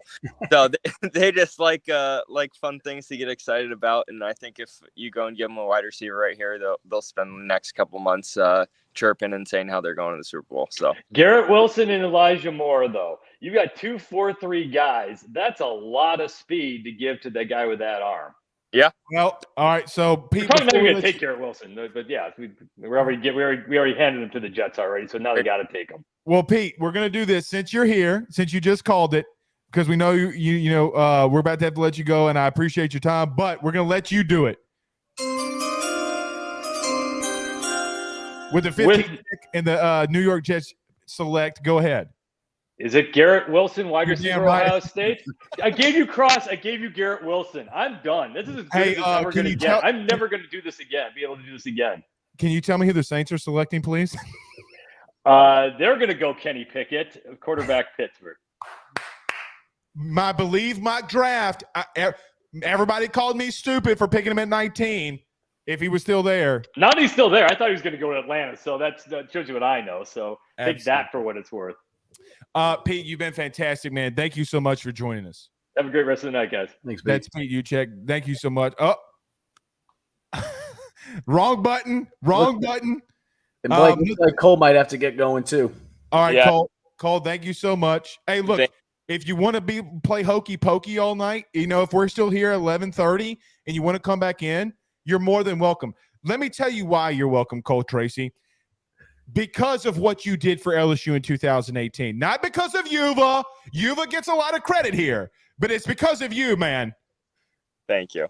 I appreciate it. I was looking at the schedule, and I think I really want to go to the Tennessee game in Baton Rouge. I feel like the Tennessee fans. I was looking at the schedule, which Alabama. No, I don't know if we're ready for that. I think the Tennessee game's the one I'm going to be at. Okay, we got to get to Carter Bryant here in just a second. But Tracy and Yuva, drinks on me the Friday night before the game if you come for Tennessee. I love it.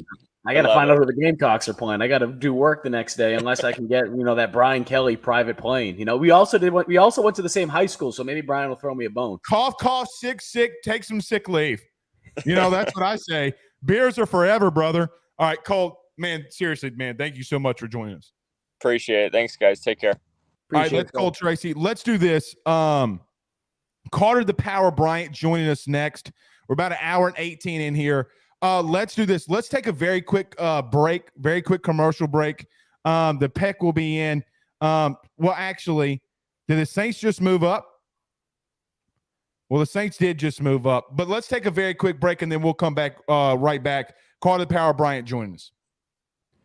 Our partners over at BetOnline continue to be the number one source for all of your betting needs and sports info.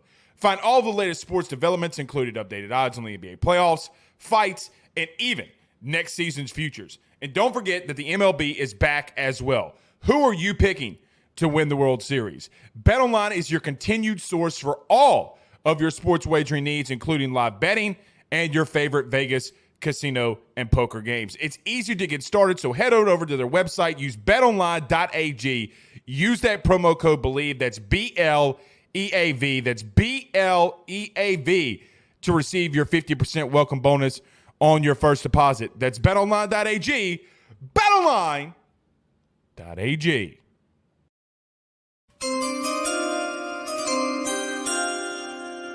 With the first pick in the NFL draft, Ball Saxonville has decided to pick Manscaped to stock up their Manscaped. The leaders in below-the-waist grooming have sponsored us and AYS to make sure that you do not get booed out of the bedroom, just like NFL Commissioner Roger Goodell. Support us by heading over to manscaped.com. That's manscaped.com, and use the exclusive code AYS at checkout for 20% off and free shipping. Again, that's manscaped.com. Use that promo code AYS at checkout for 20% off plus that free shipping.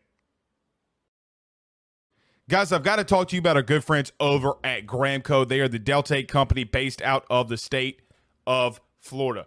They're founded by college football junkies just like you and I am not sure if you're familiar with Delta 8, but you need to be. Gramco is the absolute leader in this field, and they have phenomenal products that I just need to tell you about. First off is the Wake and Bake coffee that is absolutely spectacular. The gummies are as well, as they're the best in the market. So go to thegramco.com right now and use the promo code AYS25. That's thegramco.com, AYS25 promo code to get 25% off of your order. Jump on this fast, as it is perfect for holidays, anniversaries, and everyday use.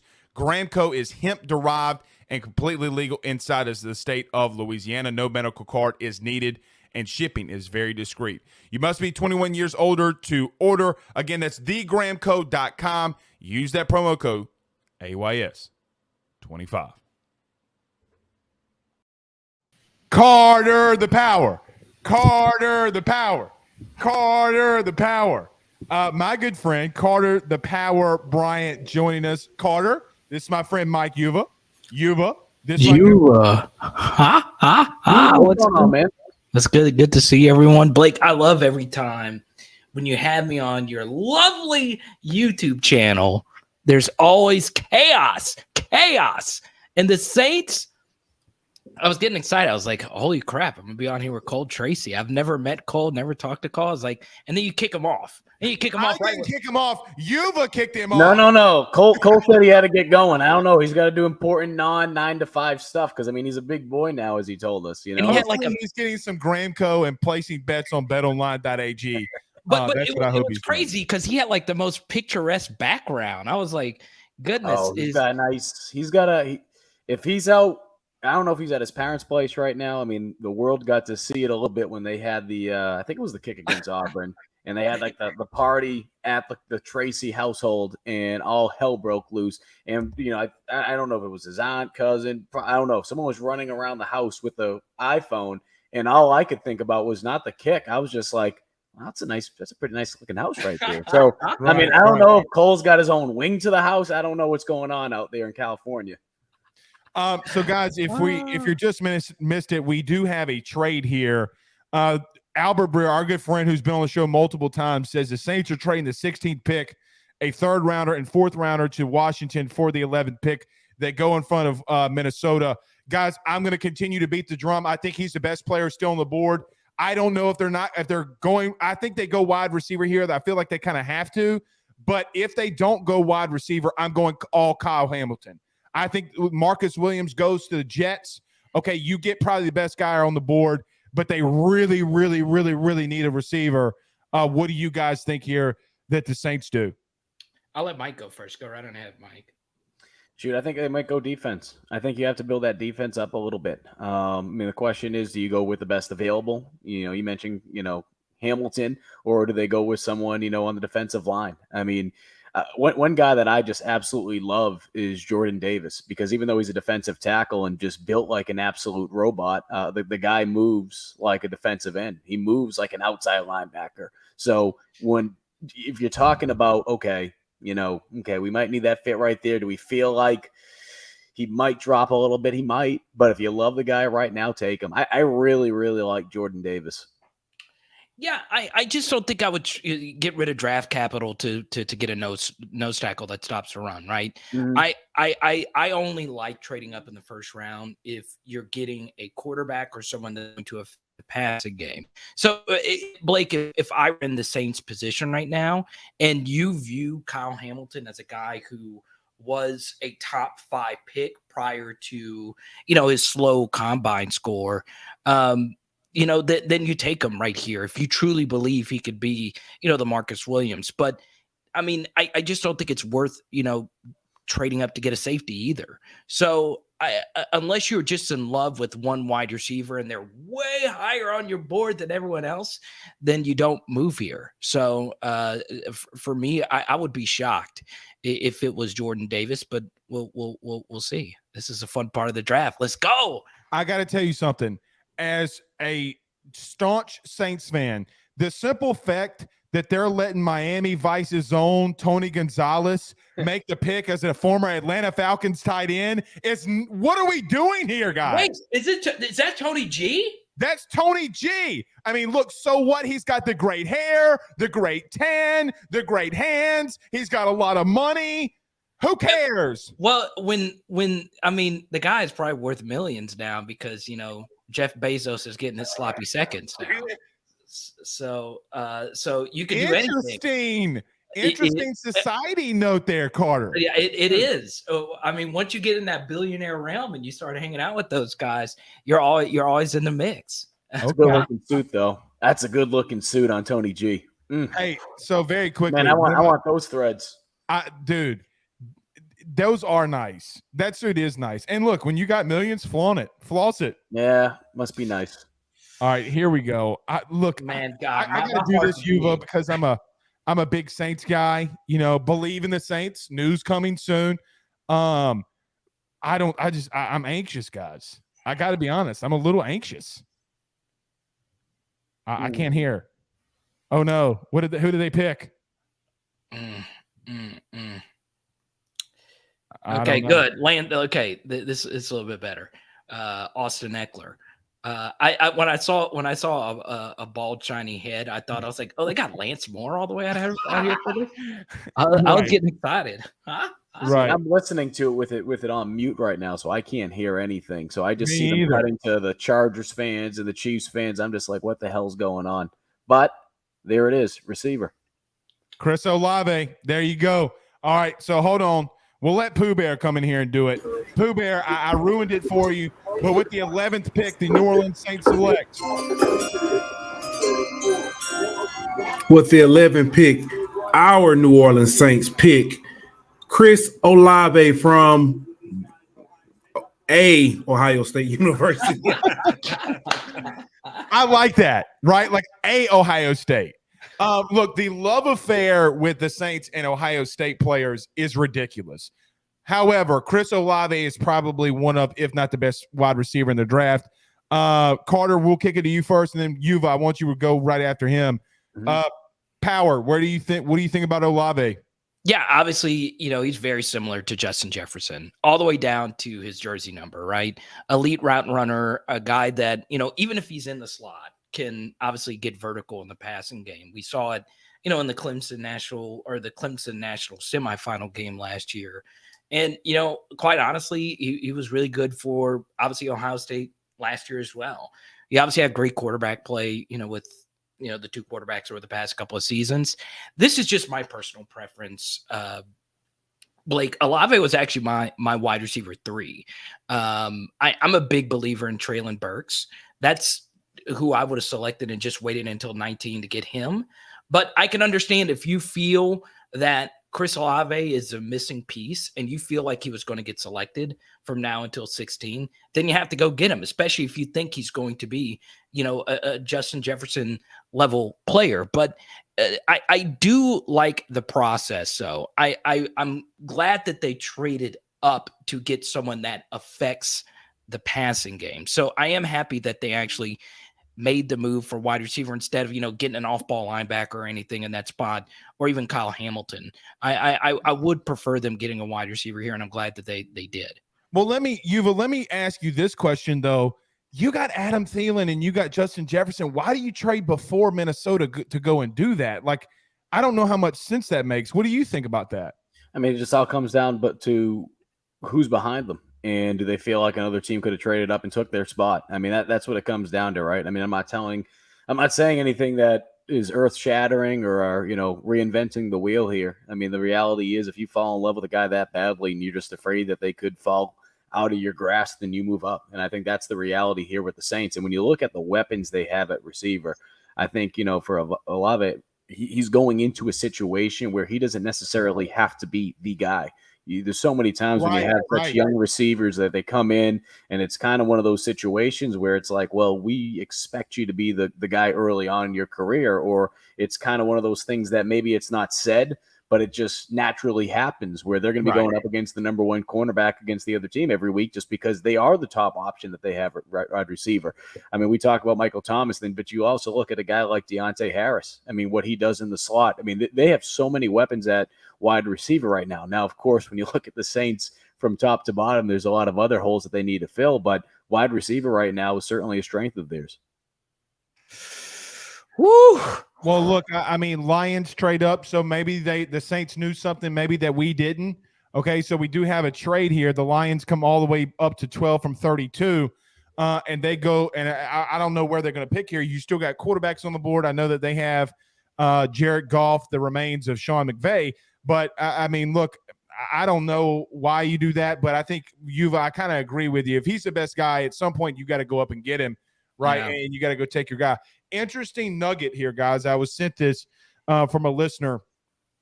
Do you know that Mike Thomas and Chris Olave have a very serious connection, like are really, really close to one another? And I wonder, if Mike Thomas, to settle some debates here, if Mike Thomas goes and says, hey, I haven't really been treated well, in his opinion, go get Chris Olave. Look, Carter, this is twice you've been on my show this week and I've thrown a conspiracy theory at you. But look, man, those kind of things happen though. Yeah. Hey, conspiracy theory. Spooky. Okay. But what says you? Do you think Mike Thomas has anything to do with this, or is this just a need? It might be. Honestly, like you said about the Ohio State thing, man, part of it is just Mickey Loomis wanting to troll LSU fans more, right? Just because you hear it all the time, Blake. I hear it all the time. I did a draft video yesterday, and it's like, why do we draft all these Buckeyes? Oh, my goodness. And here's the funny thing about it is, well, it's worked, right? And the second thing is, well, LSU beat Ohio State in New Orleans, so why are we even mad about it? Ohio State is never going to beat LSU in any big spot because they are, like Pooh Bear said, Ohio State University. I'll never say Ohio State University. I'm with you. Zach, come up here and announce this pick for us, brother. We'll get Zach? Yeah, we got Zach. We got two producers tonight, bro. We're growing. Let's go, Zach. What's up? All right. Well, with the 12th pick, the Detroit Lions do select Jameson Williams, the wide receiver out of Alabama. Carter, I know me and you talked about this, so I'm going to go to you with this. I think of the skill players, okay, that were in this draft, for me, maybe because we all cover the SEC the most and watch Alabama maybe the most outside of our own respective teams, Jameson Williams surprised me more than I ever thought that he could. The speed, the route running, and you know what's even crazier about him? He was the gunner for special teams on punts. Mhm. I kick it over to you. What do you think that they're getting in Jameson? Well, I think the only question mark that, and I'm not trying to be a negative Nancy, starting with question marks, is coming back from that ACL injury. Right. I think that's the first thing that you got to look at. But I mean, look, it's crazy to think when we talk about ACL injuries now in comparison to maybe 5 years ago, 10 years ago. I mean, guys are just coming back from them quicker than ever before, and it's kind of like one of those injuries now where it's like guys are coming back even stronger than they were before. So I think, if he comes back, he's healthy, he's able, and I think it's more of a mental thing than anything else, right? He's able to come back. People think about the physical side of it more than anything, but it's more so the mental side when you're not thinking about it. I think if he's able to do that quickly, he's going to be able to be a guy that can make an impact. The question now is, what does the quarterback situation for the Lions look like in a couple of years from now? I mean, because the reality is if they keep feeling like, all right, we got to keep hitting the reset button, quarterback's one of those positions you look at first to reset, right? So I'm just thinking more long-term for the Lions right now. Carter, your response? I love that Dan Campbell, the notorious kneecap biter himself, would be the one that trades up to get someone with an ACL injury. I hate this move. I do. I didn't really put that together until you just said it, and then I reset it in my head. I was like, like I got it now. Do we have to have a biology lesson here for you, Blake? Do we have to? I know. And look, as a guy who tore his ACL twice, I mean, it just like I was like kneecaps, and then I forgot the Campbell thing. But you're right. Oh, who could forget to bite the kneecap? I know you've been live streaming for a while. So here's the thing: you're trading up to get a wide receiver who can't play until November or December. By the way, Jared Goff is still your quarterback. How is that going to even work? Like, I mean, you're still the Lions. Here's the thing: if you're trading up, right, at least take a shot. You have the opportunity to take whoever you think the best quarterback is in this draft. And let's just say if the Lions did like Malik Willis for whatever reason, and let's just say it doesn't work out, you could still do the Josh Rosen thing and just draft Bryce Young next year if you're still terrible, right? If I were the Lions, I would, throw a dart, especially if I'm trading up to take whoever I think the best quarterback is on the board, just because of the positional value. But instead, you're going to trade up and get a wide receiver who can't play until November. I don't know. I just think that this is a horrible move. And it's funny how in this football league where, you can legit get a Joe Burrow miracle to happen. The Jaguars select a guy. He gets in a car wreck before the actual thing. He's fine, Trevon Walker. And now, we're, according to Ian Rappaport, maybe, I think Ian's pretty accurate. And now you have this team, the Lions, who have been horrible for quite some time. Right. I just don't like this move. It's just bad. Well, and correct me if I'm wrong here, but I don't remember Kyle Hamilton coming off the board. Am I nuts? I mean, no. Kyle Hamilton's still on the board, is he not? I mean, what is a wide receiver that's playing and you're having to wait to November to December to play when you can have an impact guy like Kyle Hamilton now? Like right. That's the stuff that I just don't get. Like I don't understand it. Now, this is the stuff that pisses me off. Okay. Like, you wonder why you're so bad. It's because of that. Now, I think he's a really good player. I think Williamson's a very, very, very good player. Look, we saw what he did to Georgia. If he can get back to that, then he's a lightning bolt. But he can't play right now. Are you looking in the future? But who's going to throw him the ball? I don't know. Are you kind of upset like me, though? I mean, like, I'm not even a Detroit fan. I just get mad at incompetence. I just don't understand why you trade up for a guy that's come back from an injury. So we can look at it, but we can look at it this way. We can look at it like this, right? The Lions ranked 25th in the league last year for points scored. They ranked 31st in defense, though, for points allowed. They gave up over 450 points, 467 to be exact. So when you look at that, it's like, all right, what makes more sense? Do we go after a guy from a defensive standpoint that, maybe he didn't run the fastest 40, maybe he's below average, but outside of that, pretty dang good football player? or do we go after a guy that's come back from an ACL injury to play wide receiver on an offensive side that is just there's so many question marks as to how you're going to get the ball to him in a couple, because I don't, and I'm not trying to just shit on Goff here, but I mean, I don't know if he's going to be the quarterback of that team in 3 years. Right. I don't. No, he won't be the quarterback of the team next year. He might. And Well, I'll say this about Jameson Williams, right? He has the most important trait when it comes to wide receiver play, which is the ability to get behind a safety. I mean, he's so good at that, right? Like he's just really good at getting down the field and making explosive plays happen. So that is a very tough trait to find. There's not many of those guys out there, and he's got it, right? And it's not just speed. It's just the ability to explode out of routes. That's clearly a big part of his game. And I'll go one step further as far as Jameson Williams. He's not the best wide receiver that's played at Alabama, right? Julio's better. Devonta Smith, obviously, with the Heisman. I would even take Jalen Waddle over him.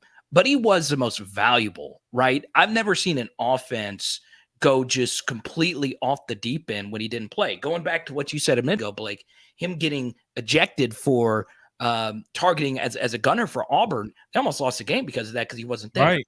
And then you look at some of the other games where he didn't play, obviously the Georgia And him being out against Georgia in the Natty game. Yeah, and that becomes a big thing between Georgia and Alabama fans. What if the ACL injury was better, or whatever?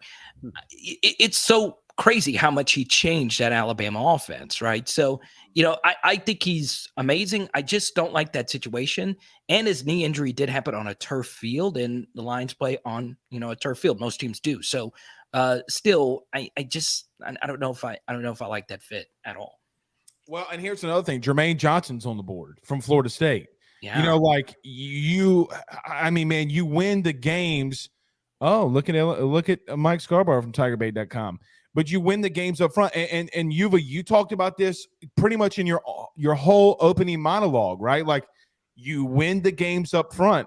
Mm-hmm. And, for the life of me, man, like, at some point, you got to take a shot at a guy that may, if you're the Lions, right? Like, if you're iffy on a guy, right? Like, if you're just iffy, okay, and you don't know if he can play, or maybe you select that guy because the guys that you're thinking can play never can, that. I don't know. Maybe that's just me. I just don't know what the hell the Lions are thinking. I really don't. But then again, I think one of the people in the comments section brought it up, Chris. I think they said it best. The Lions are the NFC version of the Jets. Pretty spot on. Right.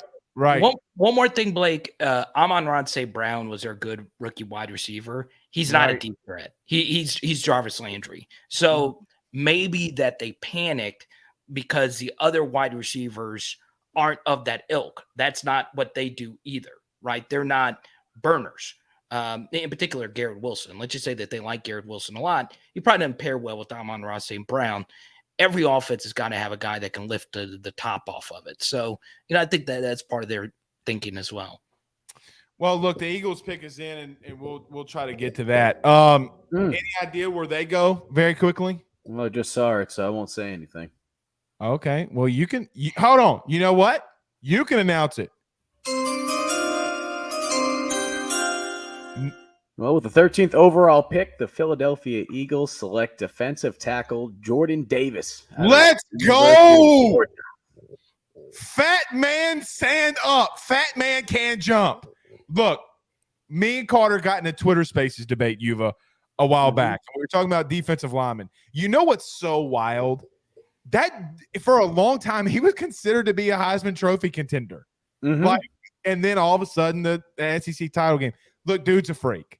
Oh, I saw him. I saw what he did against South Carolina. I mean, that's a big boy. And I'll never forget. I mean, there's a great soundbite from Shane Beamer after the Georgia game. One of our local reporters was like, what was the issue up front or something along that line? I'm just paraphrasing. And Shane Beamer's like, well, they have like 1,000 5-stars on defense. And they have a guy that's like 6'6" that moves like 4'4", 4'5". So, the point being is obviously that defense will go down as one of the best defenses in college football. And I'm not trying to use any recency bias. I mean, that's just That's just the reality. I mean, that was a freaking good defense. But Jordan Davis played a big part of that. Now, were there times throughout the season that maybe you felt like, all right, he didn't show up, or, where was he out there at times? Of course. But at the same time, too, number one, you're playing in the SEC, and at that position, when you're hitting someone play after play after play, and you think about the number of weeks that you're going up against that type of talent, I mean, it is going to add up on you. I think the thing with him is the question that's going to come down is, where are they going to use him more so? I mean, are they going to have him just straight up? I mean, I don't want to talk over people's heads here in terms of, shades and this and that. But the point being is he's so big up front from an interior standpoint that you can get creative with him. You can really move him around because he brings that extra versatility because of his speed. He just hugged Roger Goodell, and Roger broke his back. I'm pretty sure Goodell just look at that suit back. that he's wearing.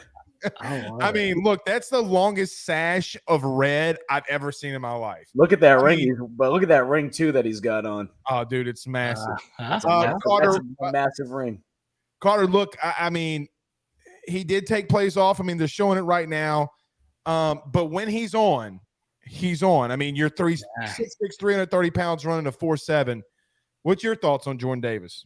Well, LSU could use one of those guys to play their nose in their new defense. It's interesting. Mike made a very interesting point about Georgia and their 5 stars up front. What was interesting about Jordan Davis was he was a 3-star out of Mallard Creek. Hey, what position was he? What position did he come out as? I have no idea. I just remember seeing he was a 3-star. Mike, now you recover recruiting, I believe. Wasn't it a tight end? Wasn't he a tight end coming out? I'm going to look at it right now because I'm Carter, not your resident. Wild? He showed up on Georgia's campus at 240 pounds as a tight end. That's crazy. If I'm not mistaken, well, that 90 pounds. That would be the craziest body transformation of all time. Yeah, I just remember seeing him as a 3-star. I think he's from Mallard Creek. I think that's where Thad Moss went as well. What's very interesting is if I'm like a elite Power 5 school, and I see Chris Olave, who was a 3-star, just get drafted really high, and Jordan Davis.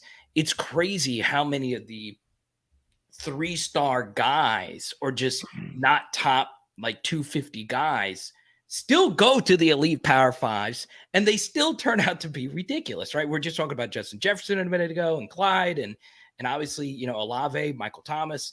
It just makes it even more unfair, the haves and the have-nots. But as far as Jordan Davis, I mean, he's obviously a special 2-gap player, right? He just throws centers around like it's nothing. And I think you look at the way the NFL is right now, everyone's looking at, Brandon Staley's light box, 5-6 guys in the box. And I understand Jordan Davis isn't an elite pass rusher, but having him just in that box allows you to commit more guys into the passing game.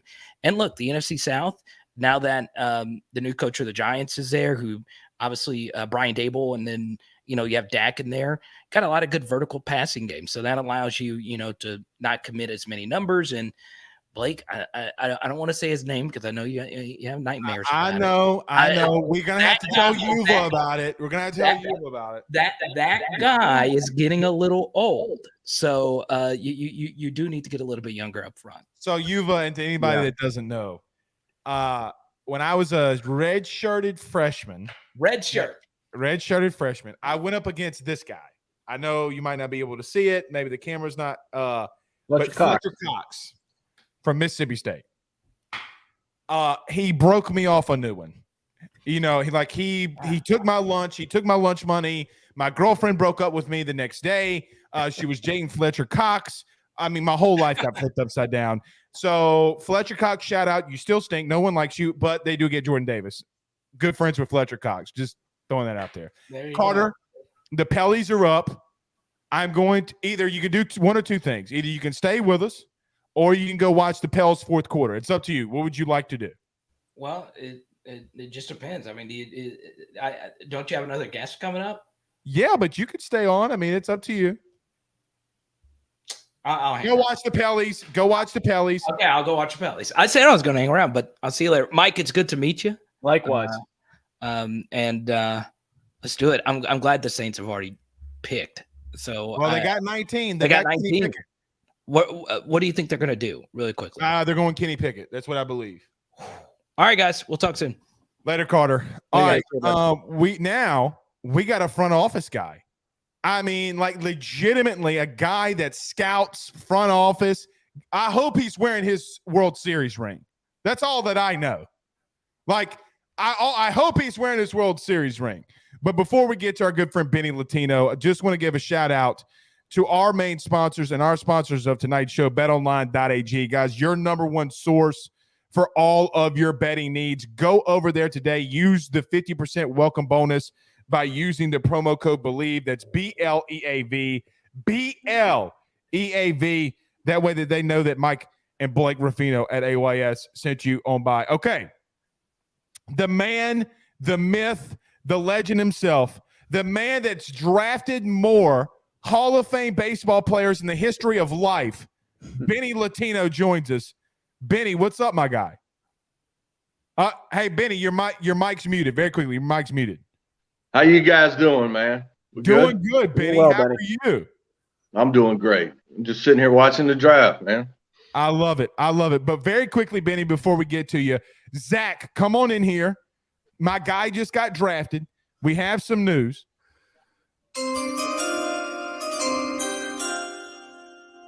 Go ahead, Zachy. The Ravens did select Kyle Hamilton.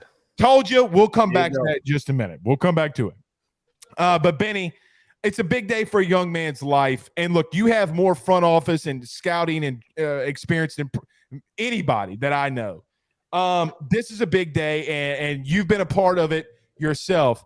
Just from your side, from the organization side, and for people who don't know, Benny, can you give them a little bit of a rundown of what you do, who you are, when you talk about that, and then that way they'll have it, and just give us your experience of what a today would be like.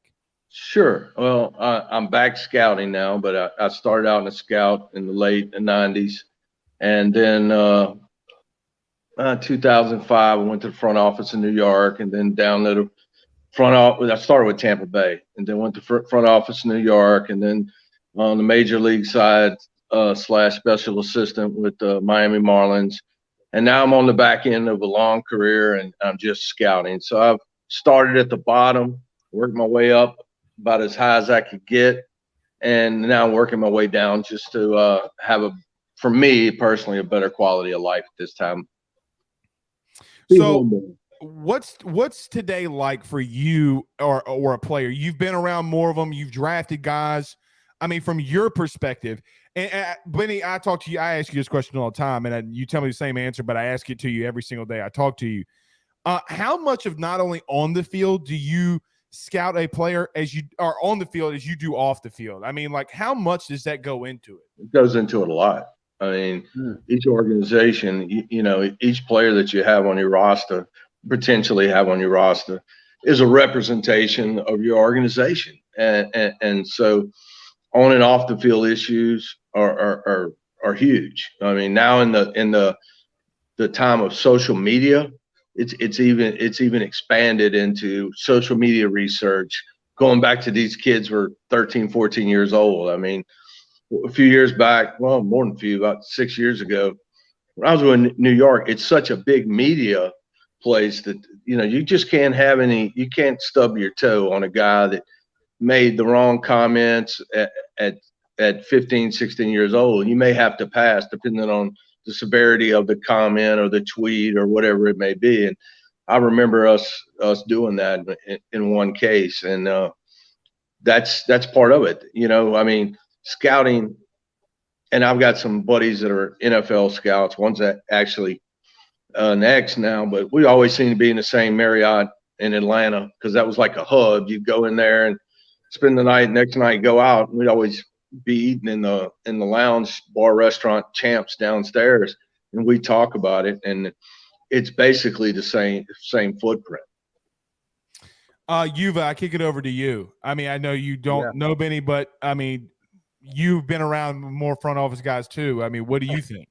Well, Benny brought up a good point, and I think it's interesting because I feel like now when you look at not just professional football, you look at baseball, you look at basketball, these guys are making more money than ever before. they have more fame than ever before because of social media and the influence they have and the reach that they have. So, Benny, my question is, when you see so many of these players go through the draft process, I think there's fans on the outside that look at it and they might be curious why a guy drops when they look at the talent standpoint. Have you noticed maybe over the last couple of years, whether it be baseball, whether it be some of your buddies that are in the front office for football, have you noticed maybe more time, like as you just brought up, you're investing more time about an individual from a character standpoint? I mean, a lot of these NFL teams, I think every NFL team has a psychologist, and they give them the test when they go through the process. Have you noticed that more now, and how important is that side of it going through a draft? It's more important, and it's more evident during the football draft because everybody sees a guy with premier talent start to drop than it would be in the baseball draft. But guys, you start out the year and I imagine for the NFL teams, they probably take a few weeks off, a month, and they start looking at videos for guys for the next year's class. And then as they go into the season and you go into the season, you scout the player and you scout the ability and you write your reports and you line up. Just say you're a scout that has the southeast part of the country. You line up your players on ability, not need, ability. And this guy's 1, this guy's 2, this guy's 3, all the way down the line. And when you do that, once you're finished with that, at some point, now we double back. Now we're calling coaches, trainers, even call teachers if necessary, if you run into certain red flags. And you scour, and the front office has a way of scouring the social media part, background checks. And you'll be in communication with those guys saying, hey, this is a potential. What do you got here? Dig this up. Let's learn, see what happened in this situation. But when you go into the draft, those things are all documented in his file, which is, in each scout's computer. And then when you go to the computer, the front office reads all that. So when you get in the draft room, baseball, we still do it. And I imagine in football, they do it. You line your players up. Let's just say the top 50 in the country, and you line them up, and they're all on magnets. They're on the board. And then there's a red dot on this one. Well, that red dot usually means there's a concern. It's a character concern. A blue dot on that magnet, maybe there's a possible injury. Maybe there's something with the knee that needs to be checked out. Or in baseball, it's more arm than anything. And our doctors are reading that file over here. So that's more information we have to get from the schools. And football is the same way. They have to get those files. They got to put them on the side. They have to have them in the office at a certain day. Then there's a little green dot usually, and for baseball, probably not as much for football, but it's for financial. Maybe this guy wants a little more money than we think he's worth or whatnot. But that's all negotiated as the draft's going on with the agents. So, but those are like the 3 main concerns. And when talking to guys in football, it's pretty consistent. They have it done. They do it the same way: red, blue, green. But I'm telling you, guys drop, and not on talent, but on off the field issues, more likely than not. That's so wild you say that too, because Benny, we don't get to see that though, right? Like when we think about it, we think about, oh, well, this guy he can't play, and that's all that we talk about. When we talk about on the shows or whatever, we never talk. Rarely do we talk or even know about the off the field stuff. How much time would you say is spent more into that? Is it because, Benny, this is how I envision it. When you see a first round pick, like when you see a first round guy, I feel like you just kind of, I don't want to say but you kind of, right. And so it seems as if, or feels like to me, that's the only thing that, like, you're going to the game just to see what he does if he strikes out or if he misses a block. Like, how does he react to it, Well, it's all and then you go to the game for production. But the time you spend on off the field issues, like we're getting to the end of the baseball season, and we're at that point where I will start to dig individually on each guy. And if I hear from the office that they found something in the computer, in a tweet from then we'll act accordingly. But it's a concern. And then, guys with legal issues, it's a red flag, and we'll have to investigate and see exactly what it may be, or how severe, or are there any extenuating circumstances. But each scout, believe it or not, spends a lot of one-on-one or FaceTime. During COVID, it was Zoom to really try to get a feel for the player as a person. All right, so we have two things of breaking news in this NFL draft. I'll let my good buddy Pooh Bear from the Golden Boot podcast. So, Pooh, if you can do both picks, the one with the Texans and the one with Washington. With the number 15 pick, the Texans selected Kenyon Green from Texas A&M, offensive tackle, and I was waiting on the music again. I'm sorry. With the number 16 pick, the Washington Commanders, that's still the dumbest name, pick Jahan Dotson from Penn State, wide receiver. Mike, I gotta be honest, I'm really surprised not by Kenyon Green. I want to come back to Kenyon Green. I'm surprised on Jahan Dotson. That kind of a head scratcher to me. What about you? Well, I'm trying to make sure I get updated over here because some of my stuff's coming in a little bit slower than on mine. Okay. I got you. Benny, let me ask you this. We've gone literally 2 hours of this show, and you know that the one thing that we haven't discussed is name, image, and likeness. With a Texas A&M guy coming off the board, and it's ironic that you are on here with us. How much has that changed the game? Because, look, we talk in Twitter spaces, but baseball, NFL, it's completely changed the game as one of Texas A&M's guys just comes off the board. Well, I like the Texas A&M analogy there, but anyway, being an LSU fan, but I can tell you that it's starting to play a role, and not as much in baseball, but it's starting to stick its head out. It's like the turtle.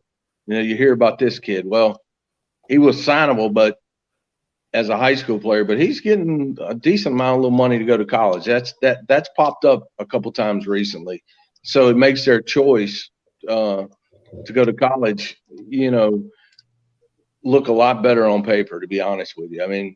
We used to be able to buy kids out a lot easier. I foresee it being a little troublesome for the major league side. Yuva, I kick it over to you, my friend. I'm having some issues, guys. Audio's going in and out. Okay. Do you need to step out for just a second? Should be good. Now I can hear you, but it was going in and out. I don't want to make sure I'm commenting on something you guys said the complete opposite on. So if you can think about this, and you're just like, oh yeah, I think it's a great pick. Well, it's like the episode of Seinfeld when Elaine, she can't really hear, and she's just like, oh yeah, no. I was just the only reason I say that is I've been watching Seinfeld the last couple of days. So if you could repeat that, I can hear now. Everything's good now. Well, I think that we just jinxed Benny because here he comes. But I was surprised on Jahan Dotson, and now we have another pick. Yep. The Chargers have selected Zion Johnson from Boston College. Really surprising there. Let's bring Benny's back in here. Benny, but to finish your point here, and I was going to kick it over to you, Yuva. We're talking about name, image, and likeness, Texas A&M. What's your thoughts on that, man? It's just getting so wild.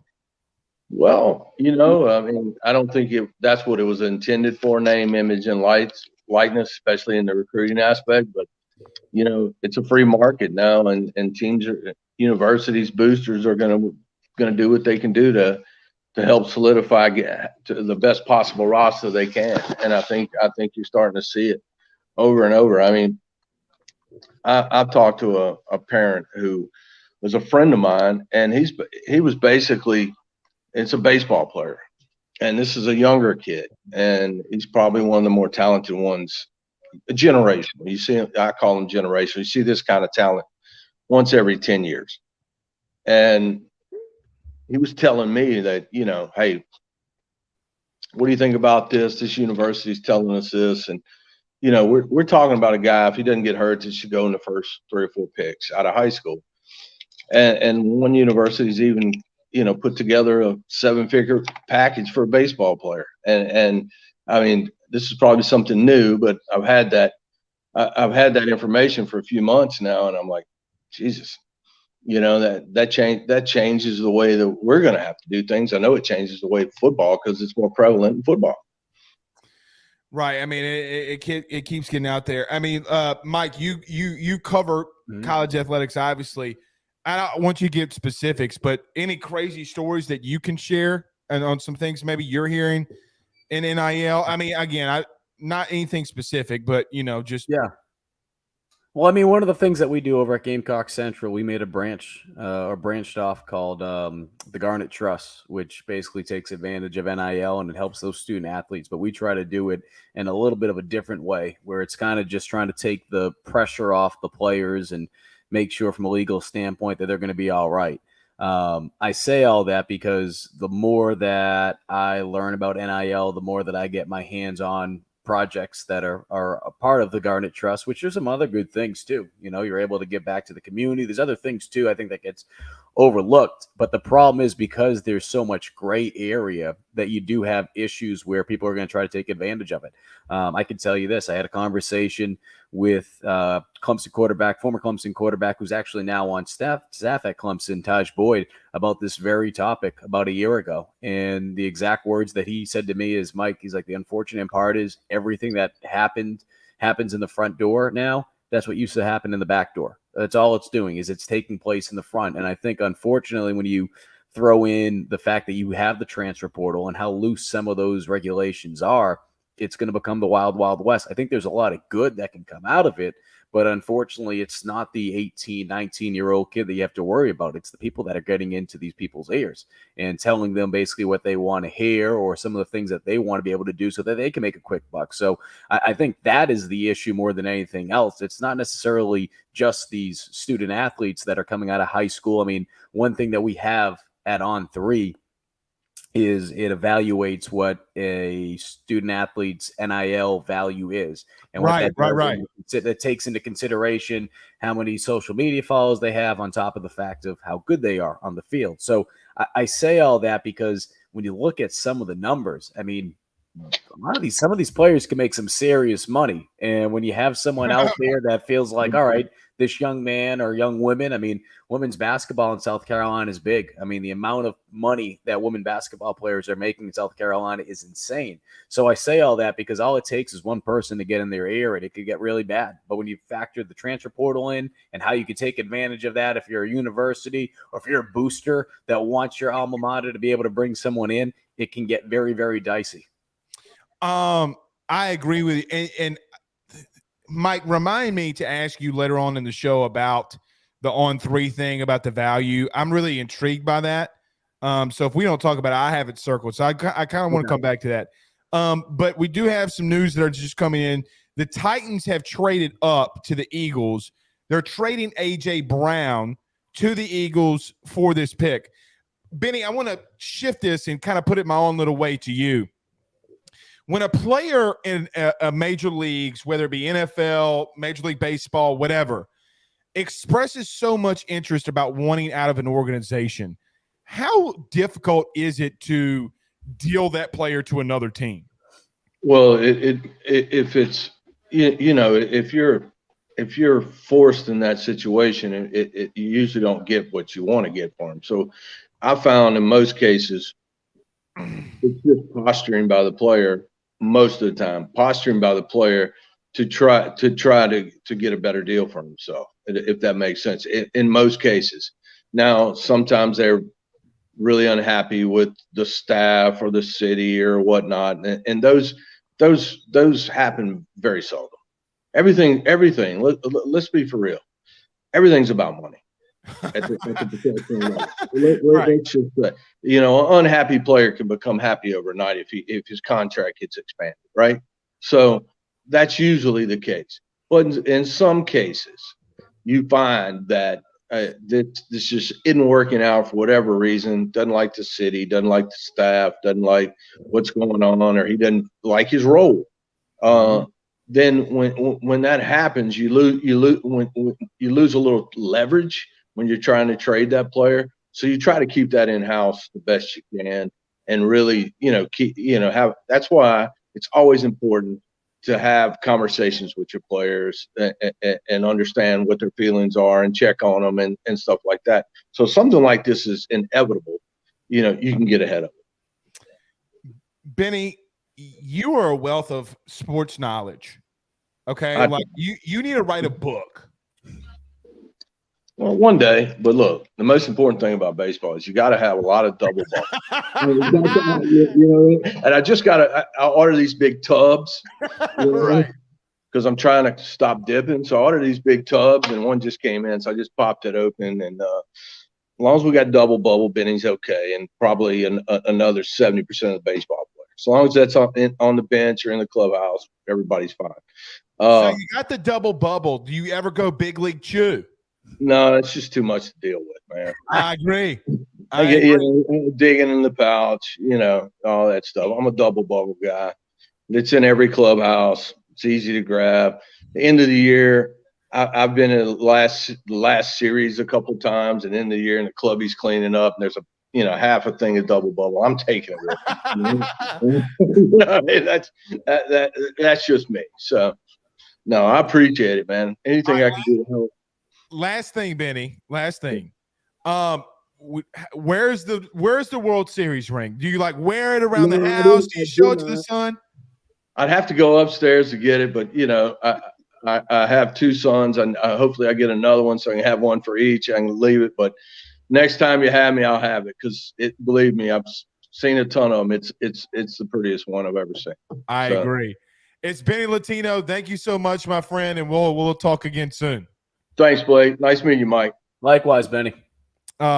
Dude, just a wealth of knowledge. Dude, I mean, when you have a guy, Mike, that legitimately has drafted guys in the first round that have become Hall of Famers, I mean, it's insane, man. It's insane. Yeah, I wasn't going to say this, but, good for the Dodgers. You get a guy like Mookie Betts and take him right from my backyard in Boston. And I remember seeing him hit a home run, and his first home run as a Red Sox.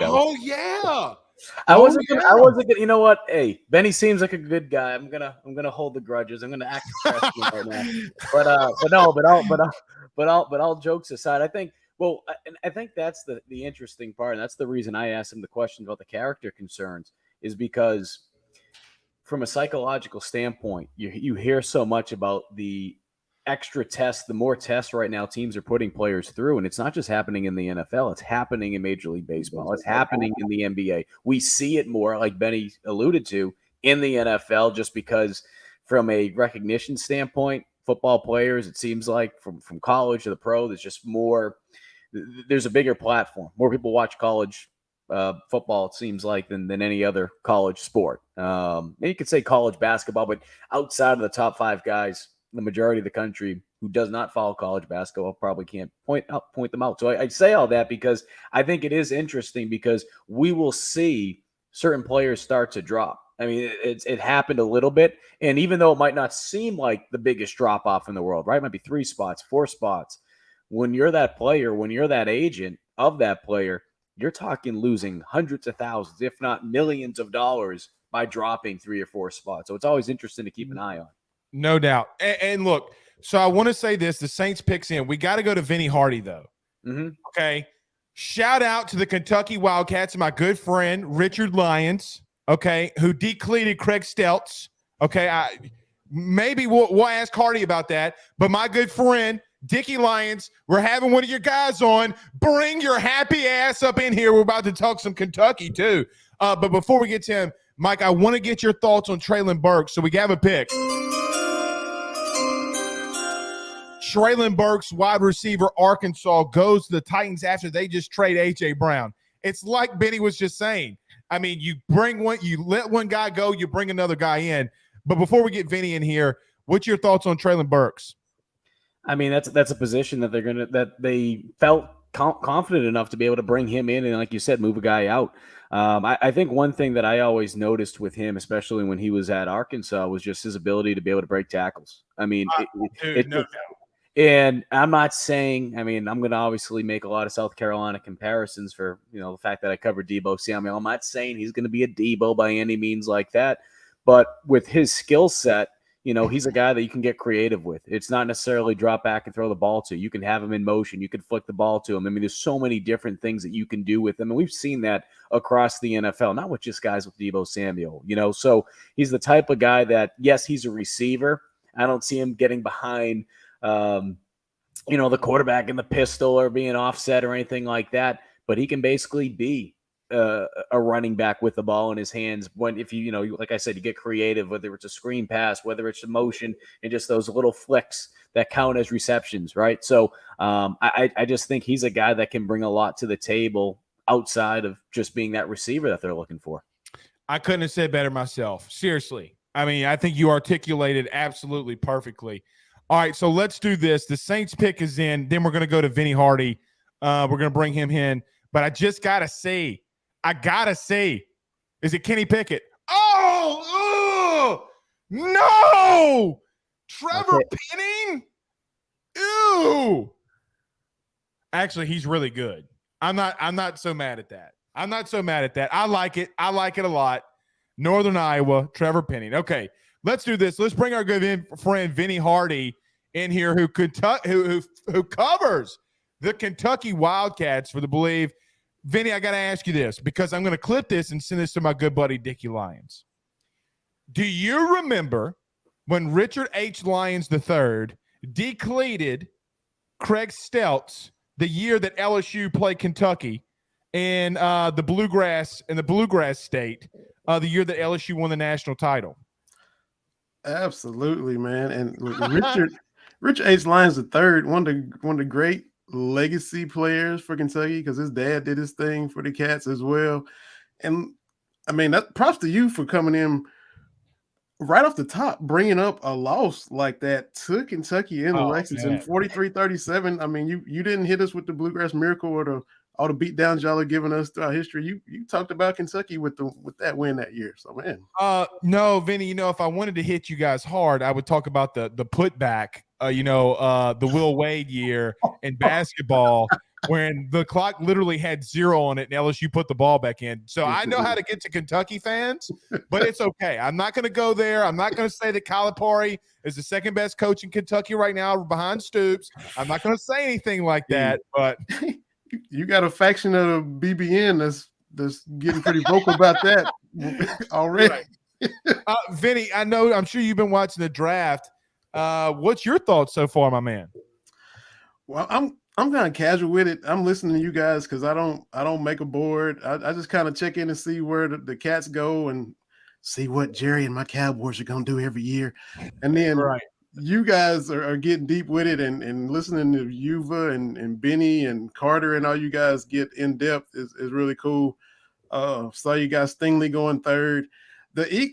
Look, man, I had nightmares for you when you flashed back to your Fletcher Cox nightmare. I was like, good Lord. I was in trauma myself listening to you relate that. And as a Cowboys fan, stupid Fletcher Cox. Yeah. As a Cowboys fan, man, they've dealt with him twice a year. And now to see Davis go there for the next 8 to 10 years, and the Cowboys O-line ain't what it used to be. They're making moves, bringing in A.J. Brown too. If they can get somebody throwing the ball, they're trying to put some stuff together up there in Philly. The worst thing about Fletcher Cox is because he talks so country, but he's got hands made of steel. So when he hit me in the chest, he fires off and hits me in the chest. He broke my chest. Like he can. I don't have chest. We don't have chest bones, but I felt like I had chest bones broken. I'm just saying.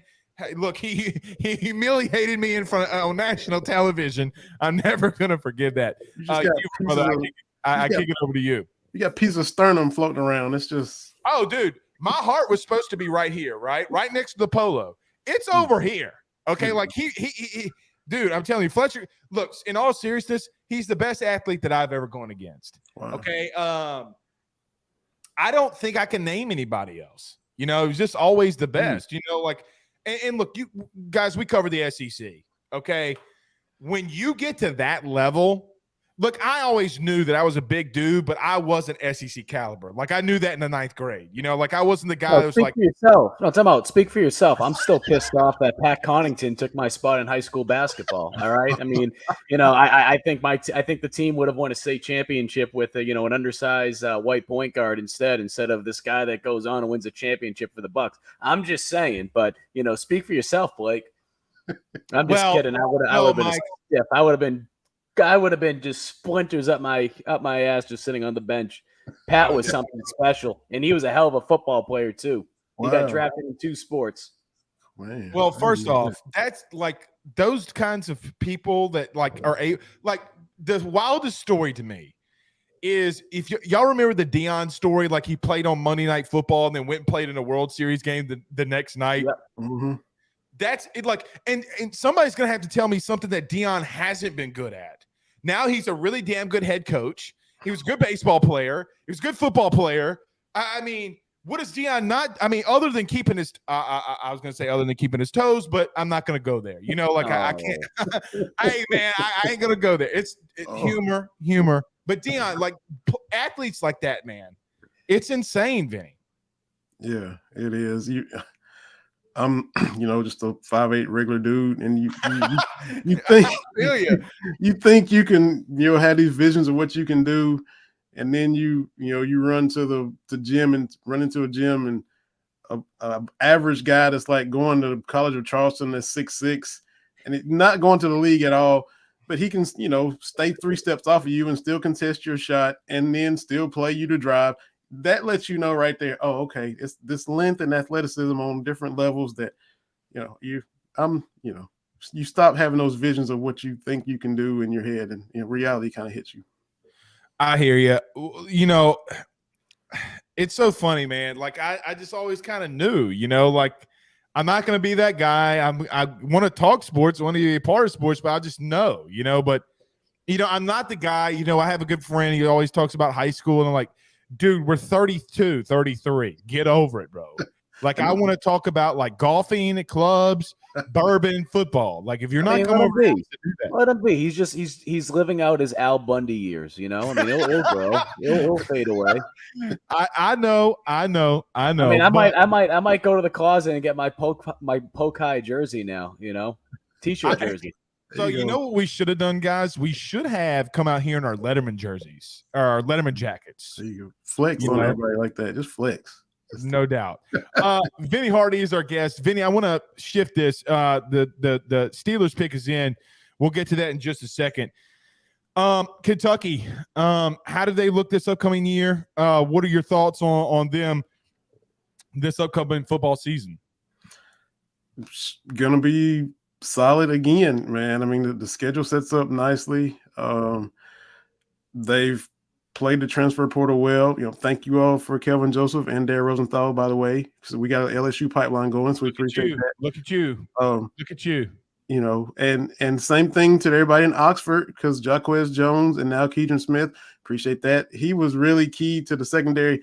Little thin back there. I talked with Chris Collins, the DB's coach, the other day, and he likes where the young guys are, but you still need some dudes that's, been in the fire, actually had some serious reps against this talent in this beast of the SEC that we know so well. So getting him in to go with Andrew Phillips and Carrington Valentine in the young secondary is going to help. The offense, I mean, you got all the heavy hitters back. So that's, Levis, Chris Rodriguez, Keaton Upshaw at tight end, who was lost for the season last year. And then you ought to be able to spread the ball around. Much love to Wandale, but he caught 100 balls because there wasn't really much help behind him. Now you've kind of addressed that with the wide receiver. So you guys are used to this, especially you at LSU. We're still kind of wrapping our heads around being consistently good and getting respect in football.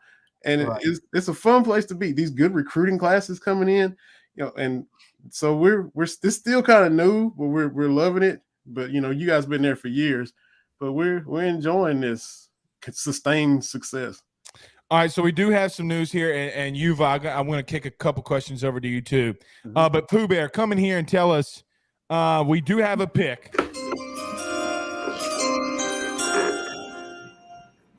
With the number 20 pick, the Pittsburgh Steelers replace Big Ben with Kenny Pickett out of Pittsburgh. Very interesting. The last time that there was a quarterback at Pittsburgh that Pittsburgh Steelers passed on was a guy by the name of Dan Marino. So they're not reliving their legacy here. Yuva, I kick it over to you. I thought he was the best quarterback on the board, but that was just me. What do you think of Pickett? Well, let's look at the big picture real quick. This is the first time since 2000 that a quarterback has fallen this deep in the draft before going, right? You have to go back to 2000. Like I said, Chad Pennington was the first quarterback that was selected. There was a pretty good other quarterback that year in the draft. I don't know, Tom Brady. I don't know if you heard of him. But that guy dropped down to 18. This fell to pick 20. Was it 20 or 19? I'm making 20. sure. Yeah, okay, you're right. Just want to make sure. Of course, the Patriots are making a trade. That's what my Patriots do. Yeah, I was going to ask you. That was the second question. Who are you taking? But I think. Look, Kenny Pickett. I mean, I don't know about you guys. I always love the whole. Okay, well, the hand measurement, is it too big? We understand the NFL ball is a little bit bigger. We get that, but at the end of the day, this guy can play. And what I like about him too is the offense that he was in Pittsburgh. I think fits him to be prepared for the next level. I think the question now is, what are the Steelers going to do around him? Because, obviously you want to look at Big Ben, but there's some other pieces that they're going to be losing. I mean, that's just the reality. You already see the reality that's taking place this offseason, losing Juju. What does this team look like in the next couple of years? So you have a young quarterback that comes in here. How quickly do you want to get him onto the field? That's the second question.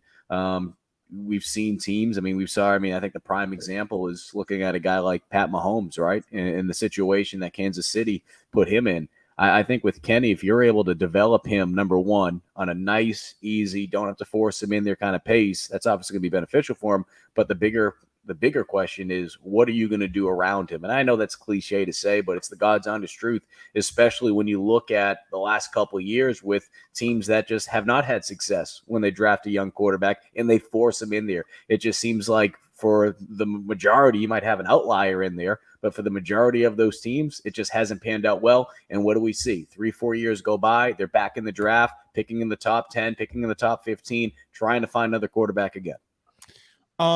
You know who has the same hand size as Kenny Pickett? His name's Joe Burrow. I'm pretty sure Joe was okay. I mean, I just want to say, I think he's all right. I don't know. Maybe I know, maybe I don't. I don't know, but I think he's going to be fine. This is what I really wanted to kick to you guys too. Both of you guys covered the SEC East. Now, Vinny, I will tell you, last year I took a lot of criticism from our friends over at Bleav, not Bleav, but the people who work, that cover SEC. Oh, Blake, so wrong. Kentucky's not going to be that good in football. They weren't going to be second in the SEC East. Newsflash, you all stink. I was right. I'm going to put you two to battle here. South Carolina gets Spencer Rattler. They get some pieces. Kentucky with the Mark Stoops. He returns. Guys, how do y'all think the SEC East shakes out next season? I'll let Vinny go because I'm not a Gamecock fan, nor did I go to USC. So I always piss off people when they say, oh, you're a homer. I'm like, really? I don't care at the end of the day. I mean, I like Shane Beamer. I like covering the Gamecocks. Got a nice place not too far from the stadium. It's awesome on game day. But, yeah, I'm not and that's not to shit on anyone. I like the Tigers hat. I want to go to a game down there. Cole keeps telling me so much. I told you, if Tracy's not going to do it, beer's on me, bro. And then Vinny, a guy you have to keep a lookout for. He was my old colleague at Watch Fox, Mitch Brown.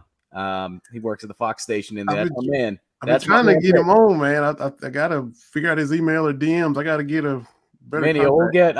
I'll get you situated. I'll pass along the number to you. Mitch is an awesome guy. But I'll let Vinny start it up, man, because I think it's interesting with what South Carolina has done from the transfer portal standpoint.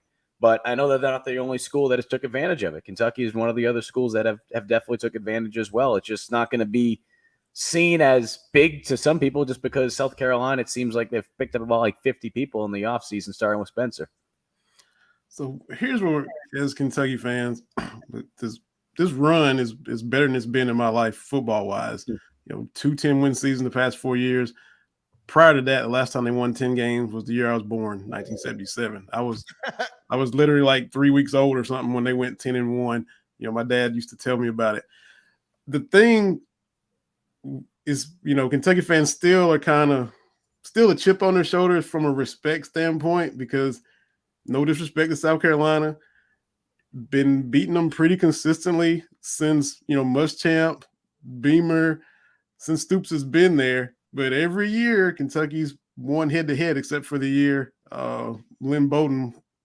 They put Lynn Bowden in the following week after losing at South Carolina. Right. Beat South Carolina. Following summer SEC Media Day, South Carolina's always picked ahead of Kentucky. We're like, what? Why? Beat them again, still ranked behind them in the standings. So, you get that little, especially the fan base. Why is South Carolina getting all this love? Spencer Rattler comes in as ranked ahead of Will Levis in the quarterback rankings when he got benched at Oklahoma. So it's always this little angst at South Carolina. Why are they always the hot Kool-Aid of the week, seemingly, when head-to-head, Kentucky's kind of got them right now? That's a lot of Kentucky fans' perception of South Carolina. Like I said, no disrespect. That's just kind of. Oh man, Vinny, I'm not gonna be able to sleep. Vinny, I'm not gonna be able to sleep tonight. I'm so pissed off at what you said. I can tell by my voice. No, I think. Look, I've covered the Gamecocks since 2016. I've covered the SEC since 2015. I think the thing with South Carolina, for whatever reason, Kentucky has just been their kryptonite. It doesn't matter what the year is. It just seems like, as good as things can be sometimes, I think back to a couple of years ago when Deebo Samuel got hurt. It was the night game. There was a lot of hype for USC that year, and Deebo goes down in the I don't know if it was the first quarter, it may have been the second quarter, because I remember Sky Moore had an interception that game. But the point being is, it's just like any time that South Carolina just feels like they're going to take that next step, they get a punch in the gut. And a lot of the times it's come from Kentucky. Certainly with what South Carolina was able to do last season, being able to get 7 wins, when you look back to the 2 previous seasons combined under Will Muschamp, when they won 6 games combined in those 2 years, there's a lot of buzz right now. There's a lot of energy. You look at the fact that they were able to get that bowl win in the manner in which they did, on top of the fact that you bring a guy in like Spencer Rattler, like Austin Stogner from the transfer portal from Oklahoma, on top of some other pretty good talent in the transfer portal, a guy named Juice Williams Jr., who's coming from James Madison, an FCS guy who is already getting a lot of hype from the NFL, and he's making the jump to the SEC. So I say all this because there's a buzz right now, at least during my tenure of being in South Carolina, that I can't remember. But at the same time, too, and I've said this multiple times on our shows and going back to when I was at Watch Fox, even though it's been 1 year, I still equate this to the honeymoon phase, because everything's good right now. But what happens when shit hits the fan? What happens if South Carolina, when you look at how difficult their schedule is to start the year, if they lose to Arkansas week 2 and then they have Georgia at home and they start the year 1-2, which they could still go on to win 7 games, if not 8 in the regular season, what happens at that point? How do the players handle it? How does this fan base, which I know can be a roller coaster sometimes, how do they handle it? So I think that's the bigger question, because as we know, the Gamecocks right now have a lot of good momentum, but it's how will they respond? I think that's the biggest question mark I have for this team, outside of X's and O's, outside of the talent on their roster. How will they respond if things don't go well to start the year? All right, guys, very quickly, Vinny, we do have some picks. We have 2 to announce. Let's bring Zach in and just to announce those picks very quickly. So, Zach, who we got? Yeah, so Kansas City had Trent McDuffie, the corner out of Washington. And the last pick was Green Bay picked up Quay Walker out of Georgia. Very interesting, guys, for me at least, because I thought that they would go wide receiver for Aaron Rodgers with Adams, going to Vegas. They're still just not going to draft that poor man, a wide receiver in the first round. It, quite honestly, I hate to use this word. It's stupid. Okay, like at least for me, go get the man a wide receiver. I know that Aaron's got his issues, and talking about things. But still, I mean, let's just get to the football part of it. You got to go get the man some talent. Vinny, I got one more question for you. And thank you for gracing us with your presence. Thank you for being on the show. I know it's getting late. I don't know how, and I know that we're covering the NFL draft, but since I had you, I got to ask, is the seat getting a little warmer for Kentucky's head men's basketball coach? Is it getting warm? I mean, you ask some people, they already think it's warm. What do you say? It's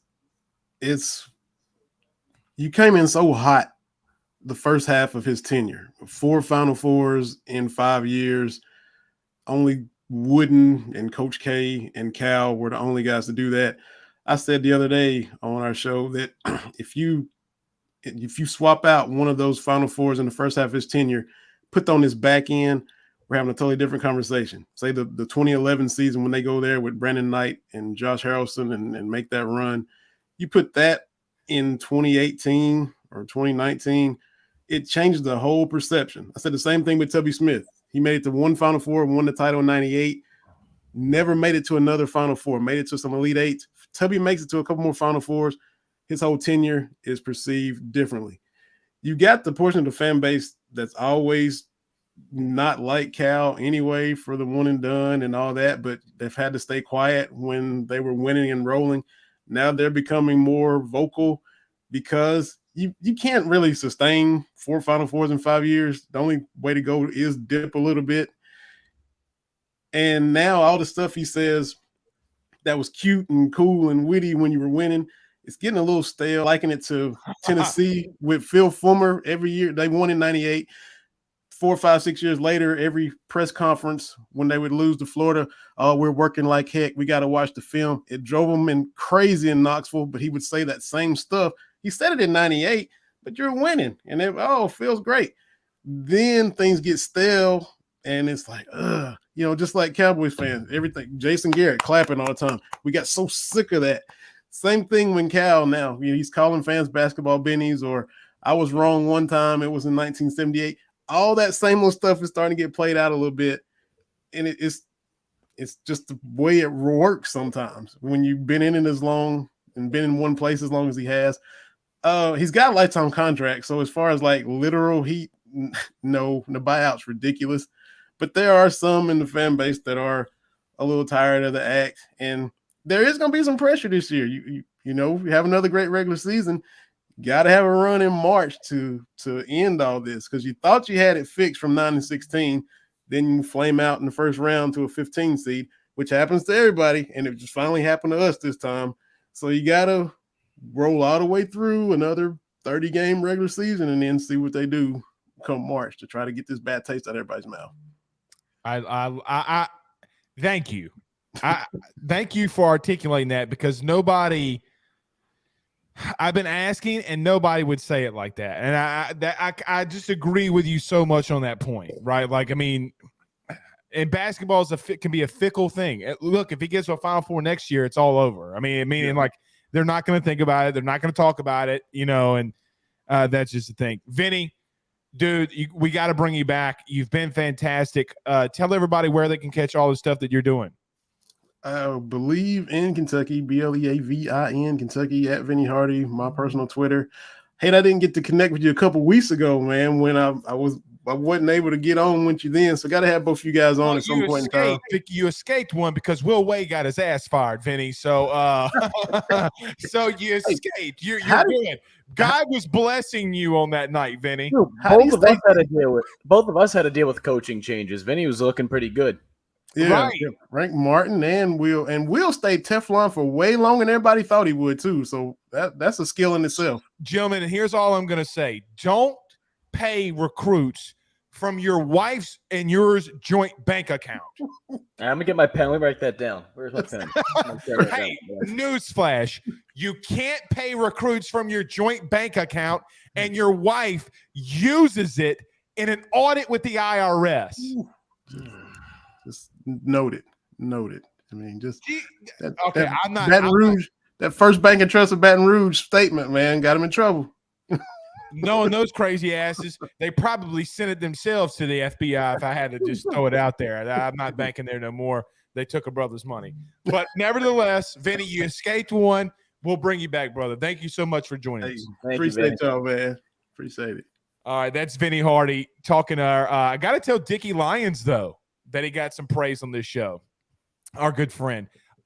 Mike, do you want to do this? Do you want to take about we'll play the commercials, we'll pay some bills around this thing. You want to take a quick break and then come right back, maybe about 2 minutes and come right back? Sounds good to me. All right, guys, let's take a very quick break. We'll join it. We got some picks coming in. We'll be right back. We'll talk to y'all very soon. Our partners over at BetOnline continue to be the number one source for all of your betting needs and sports info. Find all the latest sports developments, including updated odds on the NBA playoffs, fights, and even next season's futures. And don't forget that the MLB is back as well. Who are you picking to win the World Series? BetOnline is your continued source for all of your sports wagering needs, including live betting and your favorite Vegas casino and poker games. It's easy to get started, so head on over to their website, use betonline.ag, use that promo code Bleav, that's BLEAV, that's BLEAV, to receive your 50% welcome bonus on your first deposit. That's betonline.ag, betonline.ag.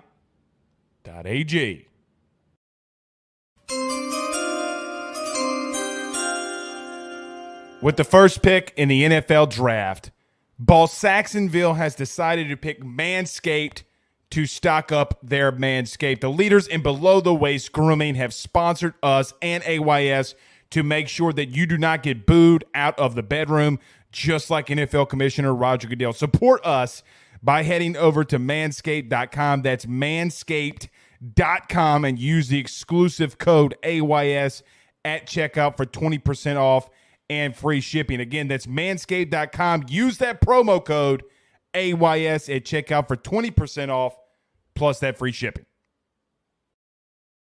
Guys, I've got to talk to you about our good friends over at Gramco. They are the Delta 8 company based out of the state of Florida. They're founded by college football junkies just like you and I am not sure if you're familiar with Delta 8, but you need to be. Gramco is the absolute leader in this field, and they have phenomenal products that I just need to tell you about. First off is the Wake and Bake coffee that is absolutely spectacular. The gummies are as well, as they're the best in the market. So go to thegramco.com right now and use the promo code AYS25. That's thegramco.com, AYS25 promo code to get 25% off of your order. Jump on this fast, as it is perfect for holidays, anniversaries, and everyday use.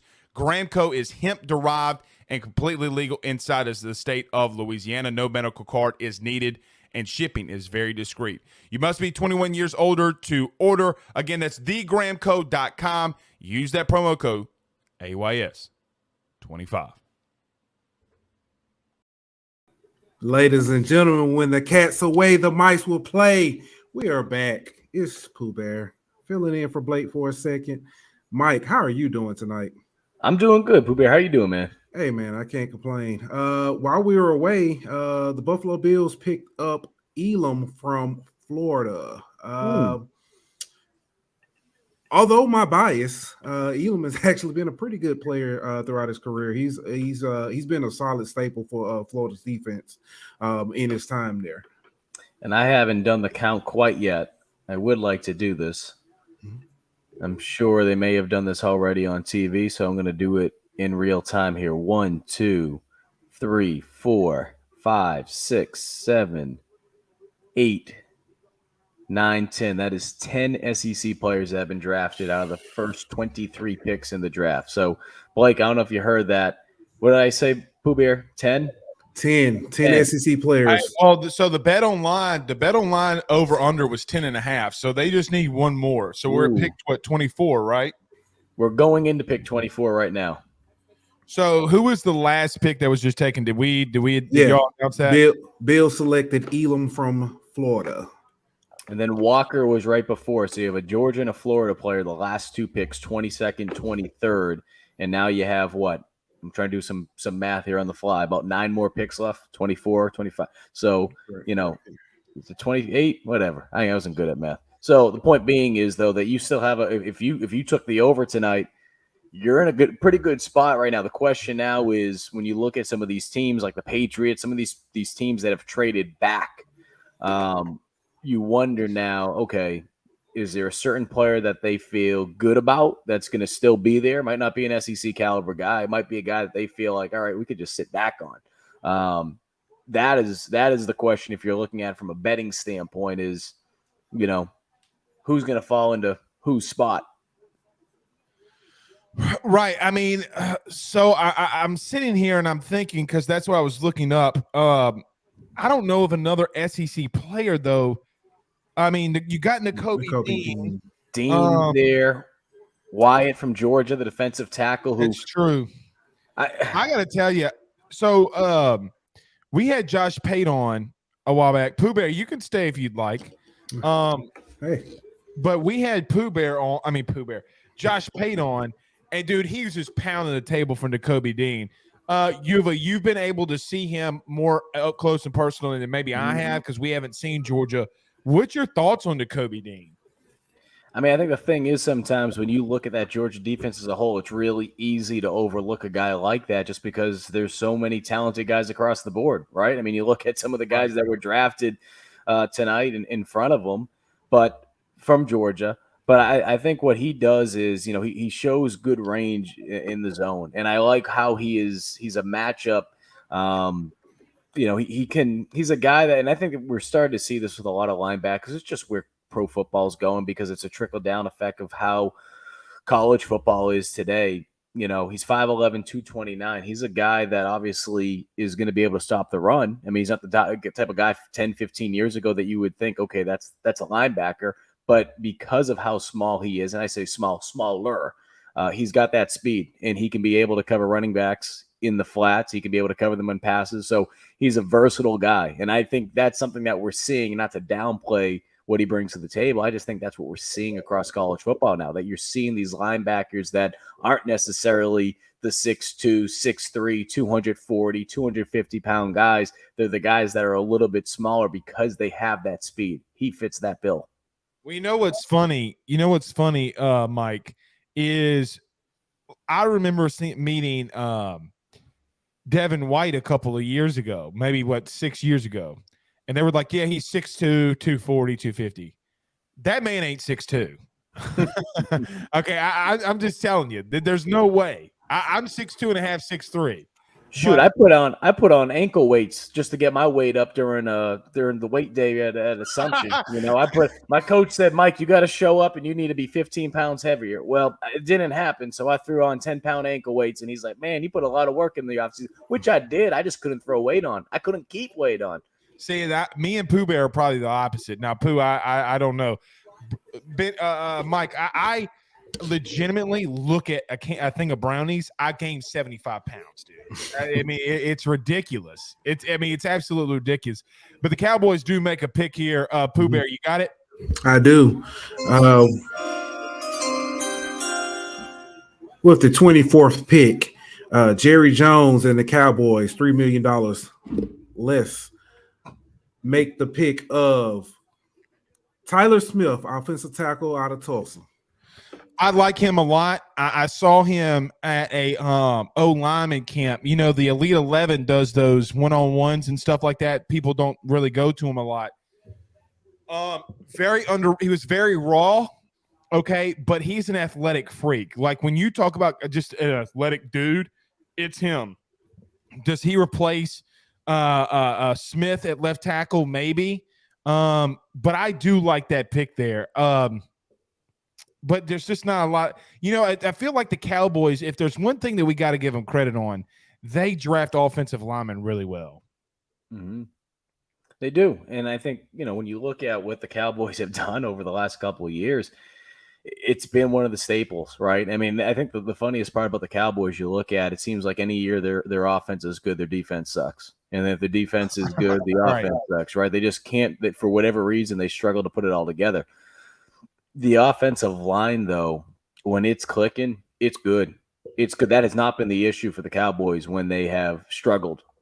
from an offensive standpoint. It's just that the defense just hasn't been able to pick up their weight. So I think that if you want to give Jerry Jones any credit over the last couple of years, it's just that he's been consistent with not only drafting good offensive linemen, but being able to develop him. And I know he's not the one directly developing them. You think about Jason Garrett that was there. Now you got Mike McCarthy there. But the point being is that has just been a position that has panned out pretty well for them. Unfortunately for the Cowboys, they're still the Cowboys, and they still have a lot of areas that they need to be able to answer if they want to be able to end their playoff woes. Let me ask y'all this, because a lot of people keep commenting, and on Twitter I'm seeing it. Jermaine Johnson, and I know that he was a one-time SEC guy, was at Georgia, got kicked off, went to one of our good friends and a guy that's a part of the Bleav podcast network, and Jason Brown from Last Chance U, went to his team and then went to Florida State. It's interesting, guys, because, and Pooh, I'll kick this one to you. Benny was talking about this earlier. Like, look, man, we know he's a first-round pick, right? Like, we know Jermaine Johnson's a first-round pick, but he gets kicked off at Georgia. You got the Last Chance U thing. He's always back talking and having issues with Jason Brown, which, look, a lot of people have issues with Jason Brown. But regardless, I mean, Pooh, do you think a guy like that's falling because of off-the-field stuff? When you have talent that good, a lot of times it is just the off-the-field stuff. It's when you're investing millions, a lot of times you want to have that confidence that you can rely on a guy not to get in trouble off the field. Most of the time, that's the biggest career killer. It's the off-the-field stuff. It's not necessarily the injuries and stuff. So you definitely have to look at those character issues or character flaws as the reason for that a lot of guys fall. And I hate to bring it up, but somebody that we all look, I'm not even going to say the name, and I think most LSU fans know, he fell in the draft, and we all look crazy because we were trying to figure out why. We knew he had the talent, and it was off the field issues, and then later on things popped up. So that's definitely the first thing you have to look at. Well, I'll say it, Pooh, because I don't want to put you in a tough spot, but Darius Geis, I mean, like sometimes you can have all the talent in the world, and I don't know. Mike, listen, I've been wanting to get to this story for a long time. Mm-hmm. Okay, and now that it's just us three, and we can kind of settle down a little bit, and the Brian Kelly thing. Yep. Y'all went to the same high school. You're from Boston. What do you think of Brian Kelly coming to the old Bayou? I mean, here's the thing. I like Brian. He's always been good to me personally. So it's always one of those tough things that'll be like, all right, What I like about Brian, though, and I think maybe this is where he rubs some people the wrong way, because I get it from being up there. He's going to be direct. He's going to be direct. That's that northernness in him. He's just going to be direct. He'll rub some people the wrong way because he's going to be direct with them. I think there's no denying that he's been able to have success. He has been able to have success with what he was able to do at Notre Dame. He's the winningest coach in Notre Dame, or at least the most wins in Notre Dame history. So I say that because you think about it from a Notre Dame standpoint, he was able to have success there. Was he able to turn that into national championships? No. But he was able to have success to the point that Notre Dame was beating some talented teams to be able to get to the playoffs some year. They scheduled tougher teams. Think about what he can do now. And this isn't to say that LSU's dumb or anything like that. But when you look at it from some of the academic standpoints from Notre Dame, it makes things a little bit more difficult recruiting sometimes. Oh, I mean, you ain't got to say that about Louisiana. We right. know what you're talking about. Oh, you got. Look, I'm talking to a different fan base here. I just got to make sure, it's not. Sometimes when I talk to my Gamecock fans, it's like the Harvard of the South. No, it's not. But it's okay. It's still a good school. So I say all that because when you look at that, I feel like he will be able to bring in some talented guys. Now, the reality is this. You're in the SEC. You have to compete against the Alabamas of the world for recruiting. You're going to have to compete against the Texases, which essentially is right there. It's your neighbor in a couple of years. Oklahoma is not too far away on top of the teams that are already in the SEC. So I think it will make things more competitive. I'm not going to be shocked, though, if Brian Kelly has success just because wherever he's gone, he's had success. Now, one of my favorite stats, and it kind of pisses me off now that the rest of the world knows about it, because I was always saying this stat for years. When I talk about Brian Kelly having success, obviously he's had success in Notre Dame. He had success at Cincinnati. He had success at Grand Valley. He had success to the point that he is the winningest head softball coach in Assumption history. Okay. This man, whatever he does, he wins. Wherever he goes, he wins. And I feel like he's going to be able to do the same at LSU, despite the fact that if you look at it from across the board, out of all the stops he's been, this is probably going to be the most difficult. And I think that goes without saying, starting with the fact of the competition that you're going to be going up against from a recruiting standpoint. All right, so we do have a pick in here. I want to stay on that though, Mike, if you don't mind. After this pick.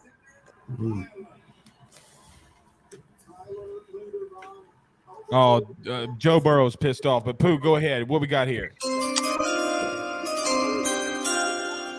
With pick number 25, the Baltimore Ravens select center from Iowa, Tyler Linderbaum.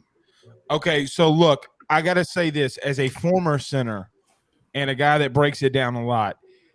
For me, and Mike, this is just me and Pooh. I think he's the best center coming out since I went on air and said that Kelsey was the best center in his draft. Okay, I just think, and look, we can watch the film. I'm sure people are watching it too. Watch Mike and Pooh how he gets to the second level. Ball snap, boom, and he's there at the second level, and he's driving a dude in. That's the kind of stuff that centers have to do. He's about to do it again here. I already know. All right, well, he pulls here. Beautiful. The cut block, beautiful. All you're trying to do is give the guy space. He is probably more than likely the best center that I've ever seen since Travis Kelce at driving guys off the ball and then getting to the second level. I was praying to sweet baby Jesus that he would go to the Bengals with Joe Burrow. He didn't, but I'm okay with it. So I just wanted to throw that in there for him. But I want to get back to this, though. I got to ask, will there be some Boston fans that start following LSU a little bit because of Brian Kelly? Like, does he still have a little bit of a stronghold in Massachusetts? Like, no, I think he does, Do they use the smart pock? We're going to go use the smart pock. Brian Kelly and the Tigers are coming on. I think the reality is just no one cares about college football up north. They just don't. I had this conversation with one of the longtime sports reporters up there. He used to work for the Boston Herald. Now he's at the Athletic. And we were talking about this. His name's Steve Buckley.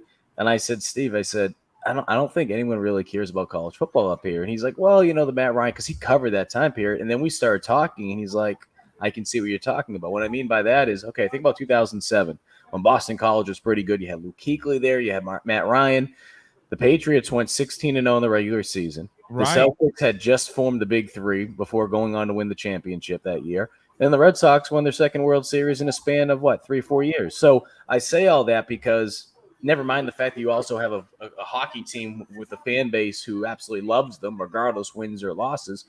The Boston College, BC was the 5th biggest sports storyline in that town that year.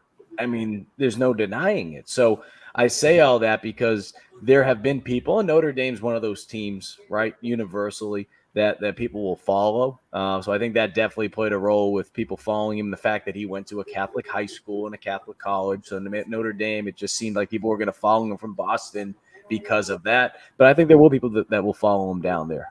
There's a lot of proud alum at my high school and college that want to see him do well. And I can tell you that, like I said, the fact that Boston College it's just not big up there. College football just isn't big. You follow more so coaches. I think, honestly, a lot of people love the smaller schools up there. I know Cole Tracy mentioned him earlier. The guy, Bob Chesney, who came in my senior year as the head coach. He's the head coach now at Holy Cross. He's been there for 4 years. He's won 3 Patriot League titles. He was the one that recruited Deontay Harris. He was part of the coaching staff that helped get Cole Tracy. And he also brought in a receiver, Ashton Grant, all-time leading receiver in Assumption history, who now is an assistant coach on the Cleveland Browns. And the guy's not even 28 yet.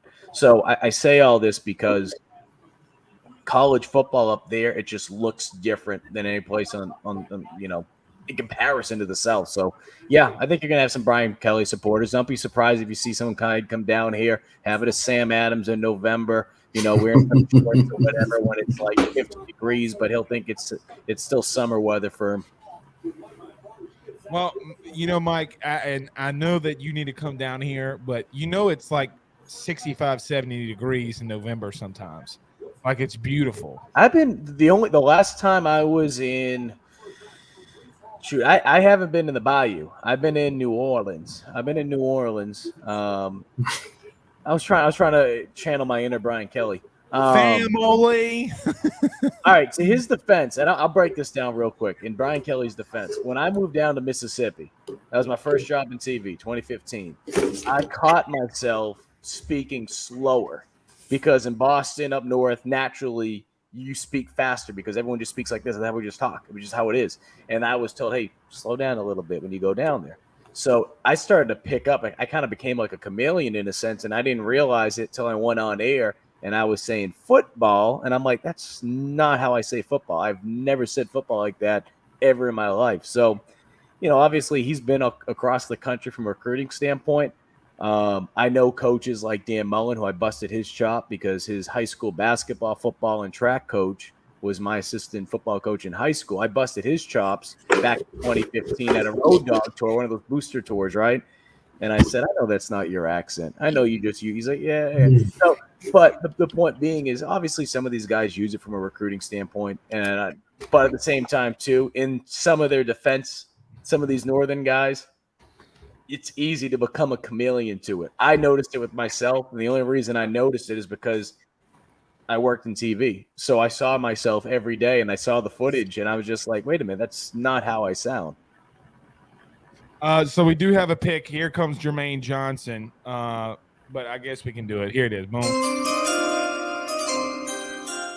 So Jermaine Johnson, Florida State, one-time Georgia guy, goes to the New York Jets. They're at 26. I guess they're not going to count that for us, though. I mean, one time at Georgia. I'm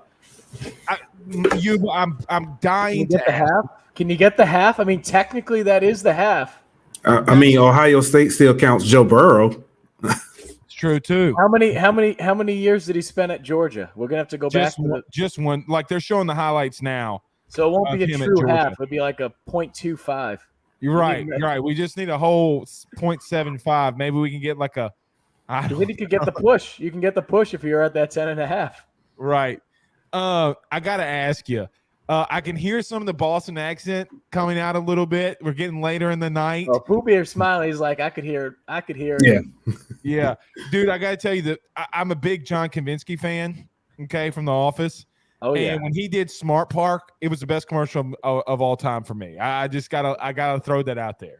Best one that I'd ever seen, at least Super Bowl wise. But I mean, shoot, there's so many good ones. I mean, you could go on. SNL has a really good one with Dunkin' Donuts. If you type in on YouTube, I love that one. Go back to Starbucks. The funny thing is, I was just back in Boston last week for the marathon and catching the Red Sox game. Not that I ran it. I went to watch it and drink because that's what you do when you go to the marathon. And you're around those people, and I said those people. Those are my people. It's just like after being in the South for the last couple of years, it's just like I can hear the Boston accent even stronger now than ever before. Even listening to my dad, he says varsity. I mean, there's certain words that if I'm talking, like it will come out certainly. But yeah, I'll tell you what, it's a fun place to check out. Just check it out, like I don't know, mid-April to maybe the beginning of November. Get to see the Leafs change if you're into that. I don't know why people in the South seem like they're obsessed with that. Oh, let's go see the Leafs change. Oh, because dude, it never happens here. Yeah, it's not that exciting. It's literally just something that's on a tree just changes a color. I mean, if that our leaves just fall. Mike, I will tell you, it's like some of my friends up north. It's like they freak out over the beach, right? Like hot coming to Florida to the beach. And I'm that way with snow, dude. I was going to ask you about the snow because it snowed down here for the first time in 7 years. I'm not going to lie. Everyone's outside. Like you would have thought these people were like 8 years old. Meanwhile, I'm pissed off. I'm like Scrooge, right? Bah humbug, this and that. I will say this though: the next day, I was a little pissed off that I didn't embrace it as much because the best part about it was the snow was gone the next day. I'm not used to that. I'm Oh used yeah, to it's snows. gone. It's there for a week. You have to deal with it. You have to be cold in it. You have to shovel it. And then right when it's all gone, no. Another storm is going to come. So I'm not used to this snow come and go in less than 12 hours. I can live with that. Pooh Bear might remember we had a big snowstorm about 7 years ago or 6 years ago. It came through the entire South. And Mike, I shit you not, it was like 6 to 12 inches of snow, more than we had ever gotten before. And the next day it was 72 degrees. It was just insane. So nevertheless, but I give you one better, Blake. I actually have a picture of it. It was right after Christmas. It was a Friday. It was 72 degrees. It snowed that Sunday. Dude, yeah, it's so wild, bro. It's so wild. Well, Jaguars are up next. I don't know where they go here, guys. I gotta be I gotta be honest. I mean, they need everything, like it's a good pick because it's Jacksonville. I don't remember them, and Zach or Pooh, help me out here. I don't remember them taking an offensive lineman. Maybe I'm wrong. Again, you got to protect Trevor. Like Christian Kirk is not wide receiver 1 for me. If there's an offensive lineman out there, I think that you go and get him. I don't know who's out there on the board, but you got to protect your franchise, man. I'm going to harp on that all night, but I don't know. Maybe I'm too biased to the offensive line. Chris English says the Jets have had a quietly good draft so far. I agree. I want to point something out. We were talking about how many 5-stars there were earlier in the draft, right? In comparison to last year's draft, and this is using On3 recruiting, it has their rating, if you're just joining us, the star system of when they came out of high school and just trying to see where they are now as they get drafted. So, as I mentioned before, last year you had just 2 5-stars in the first 10 picks, and then this year you had I think it was like, I'm trying to go back to this year, guys. This is just great radio as I struggle through this. 1, 2, as we're 3 hours in here, Mike, and we've only had one piss break, I think people will survive here. You have 5 5-stars drafted in the top 10. Okay, but here's the interesting part. After that, I'll have to go down and count it. But here's the interesting part. Last year, every player had at least, I believe, 2 stars, 2 or 3 stars. This year, 3 players so far have been drafted without a star. They weren't even given a star coming out of high school. So who are those players? Oh, well, it's your newest New Orleans Saint. Penning. Trevor Penning. Zion Johnson from Boston College, going to the Los Angeles Chargers. Boston College. And then Jermaine Johnson. That's just insane to me, man. Golly. You would think, and I hate saying it like this, like I really do. You would think in today's world and technology, like kids don't get missed, but kids get missed all the time. You know what I mean?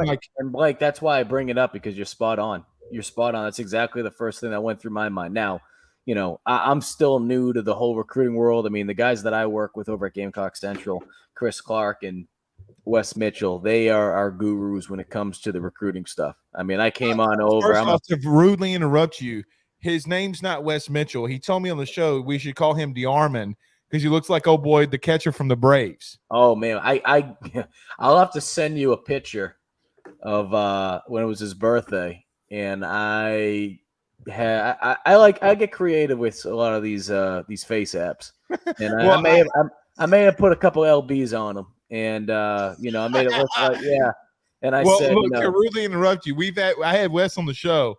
My old producer, okay, he might remember this. Is not a sports guy, okay. So takes Wes's picture off of Twitter. That's DeArmond, and he's like, "Hey, is this good?" And I just glance at him, like, "Yeah, it's fine." So he calls into the show, and he's watching the show before we have him on. He goes, "Hey, bro, that's not me. That's the starting catcher for the Atlanta Braves." Anyway, I just had to tell you that story, but continue. Oh, because what made this picture great is because he had a Brave shirt on because he was at the gym and I saw him. And then I said that, that was him in the off season, the Braves off season. And, he put a couple LBs on from winning his championship. And so, those two guys, they handle all the recruiting stuff. I mean, I'm more new to it. It's not really necessarily my expertise by any means. I'm just a TV guy working over at this website now, trying to keep up with the recruiting world. But I'll say this, it is interesting though, the more I learn about it and, yourself and the people that are listening, some of them, whether it be on 3, whether it be 24/7 rivals, whatever it may be, it is interesting to see the fact that there's more recruiting websites now than ever before. And obviously on 3 is new, right? So it wasn't really around during that time period, but when these guys are coming out of high school. But the point being is the fact that some of these guys, like you said, could get missed. I think it speaks volumes for two things. One, there's still a lot of players out there that whether they come from a situation where in high school they weren't getting the attention, whether it be because of their coaches, whatever it may be. Right. Maybe they were a late bloomer. I think it's so easy to get caught up on, okay, this guy's a 5-star, this guy's a 4-star. There are still diamonds in the rough. I think back, and I said it earlier when Cole Tracy was on, Carlins Patel. He started his career at Somerton, right. And the next thing you know, he ends up playing at South Carolina, and I believe he started the final 7 games at nickel. Now, does that mean he's going to get a phone call this weekend as an undrafted free agent? I don't know. He definitely has the length, and when you look at guys that have come out from that school, you've had the Noel brothers. Nerlens Noel was there. Jim Noel, Rodman Noel. Jim Noel ended up getting a camp invite with the Seahawks. Rodman Noel ended up getting a camp invite from the Cleveland Browns. Then obviously Nerlens Noel with what he was able to do in Kentucky and playing in the league in basketball. So I say all that because that high school in general has produced a lot of talent. I don't know. I don't know if this is something that we'll see in the next couple of years because, like you said, there's so much camps and this and that. But I do feel like you'll still see that diamond in the rough that sneaks on through. And personally, I know Wes and Mitch might not like it, and some of our On 3 co-workers. Personally, I love that. And that's not because that's to say, oh, you missed this guy. It's to say that there's still talented guys out there that just develop a little bit later. And it lets you know that if you still just, as corny as the sound, if you work your ass off, you can still prove people wrong. I love when people come out of, high school and they really get no stars. And then the next thing you know, they have like this incredible college career and then they're in the NFL. And so hopefully these 3 guys that we mentioned will be successful because I think it just makes the story that much better. A guy in my wedding, I'm not going to say what organization he works for.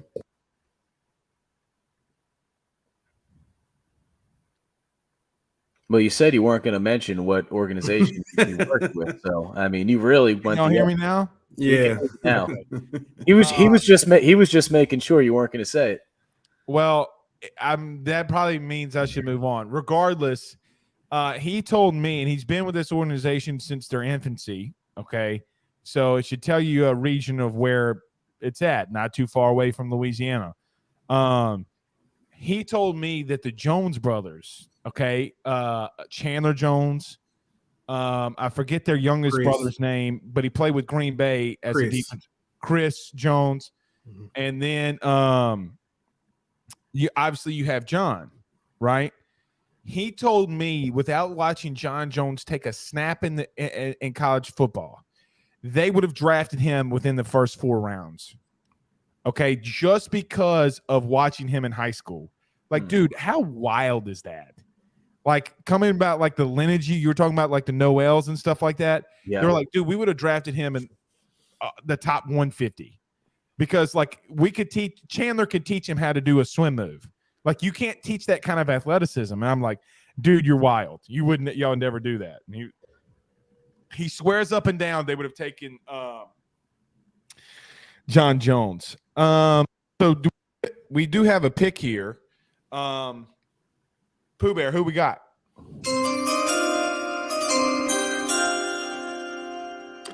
At number 27, Jacksonville picked up Devin Lloyd, inside linebacker out of Utah. Still no offensive lineman. I'm going in and out, guys. I don't really know what's going on. I'm trying to fix it, but can y'all hear me? Yes.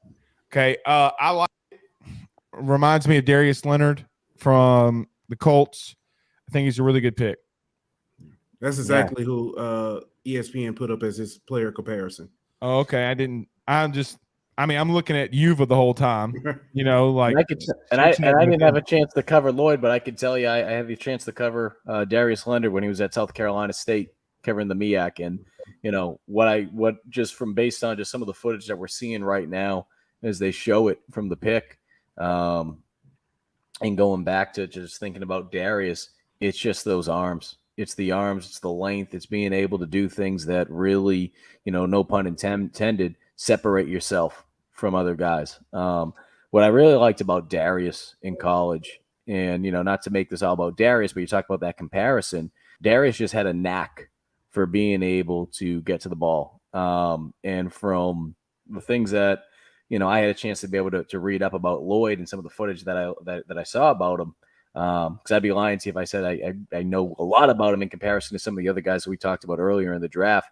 He just seems like a guy that has a knack for being around the football. And if you're getting compared to Darius Leonard, that's the first thing that comes to my mind outside of just being able to have those arms to be able to separate yourself. Darius was a guy that it was crazy. You look at the stat sheet, and the next thing you know, it's the end of the first half, and he already has like 10 or 11 tackles. I mean, the real reason why, you know. Right, and Pooh Bear does a HB. Cut out on us. Can y'all hear me? I don't know what's going on. But Pooh Bear does an HBCU hour, and Pooh, let me ask you, is Darius Leonard the highest taken guy from HBCU within the last couple of years, or can you? Yes, within the last few years, yes. Well, and let me ask you, and this is my own ignorance, and I apologize. Was he known as like the guy in the HBCU world, like playing, or was there just not a lot of buzz around him? He came out. He had a lot of buzz around him. And I guess you could say NFL scouts knew who he was. But of course, the casual fan did not necessarily pick up on it just because of coverage. Hey, Chris English, who's comments. Chris English, if you want to come on the show, let me know. And I'll say this. I know you're going in and out. I'll say this. I think the big thing that helped Darius out more than anything is what he was able to do against Clemson. Clemson beat the crap out of SC State that year, but what he was able to do truly showed that he was the maniac. I think he finished with just under 20 tackles. It was something stupid. And, you know, I remember getting here in 2016, and Buddy Pugh, the head coach for South Carolina State, said, you want to keep an eye on this guy. This is a guy that is going to make some noise. Now, naturally, without going and looking at the projected, drafts, the mock drafts, all that kind of stuff, I figured, all right, he's a guy that maybe will go 5th, 6th, 7th round, whatever. Then you saw him play a little bit. Then you saw what he did against Clemson in particular. And if you were ignorant to the fact of not knowing really what he was all about beforehand, which I was before getting down here, you learn quickly. So, I say that about Darius because if you want, if I'm not saying you specifically, Blake, I know you brought it up, but other people are making it as well. If people are making comparisons to Darius, I mean, that was his big thing. He had a big game. And when you look at some of these players that come out of some of these schools, I mean, look, yeah, obviously Utah has been in the mix for being able to win conference titles over the last couple of years, or even competing for a college football playoff spot. But still, when you look at some of the other teams in the country, I mean, it's Utah, So, I mean, you still have to be able to go out there and have that signature game or two. And, this young man has certainly been able to prove that. So now we have 4 of Georgia's defensive linemen at one point that have been taken in the first round. Think about that for a minute. Okay. So we have so here's some good news, guys. I got some breaking news for you.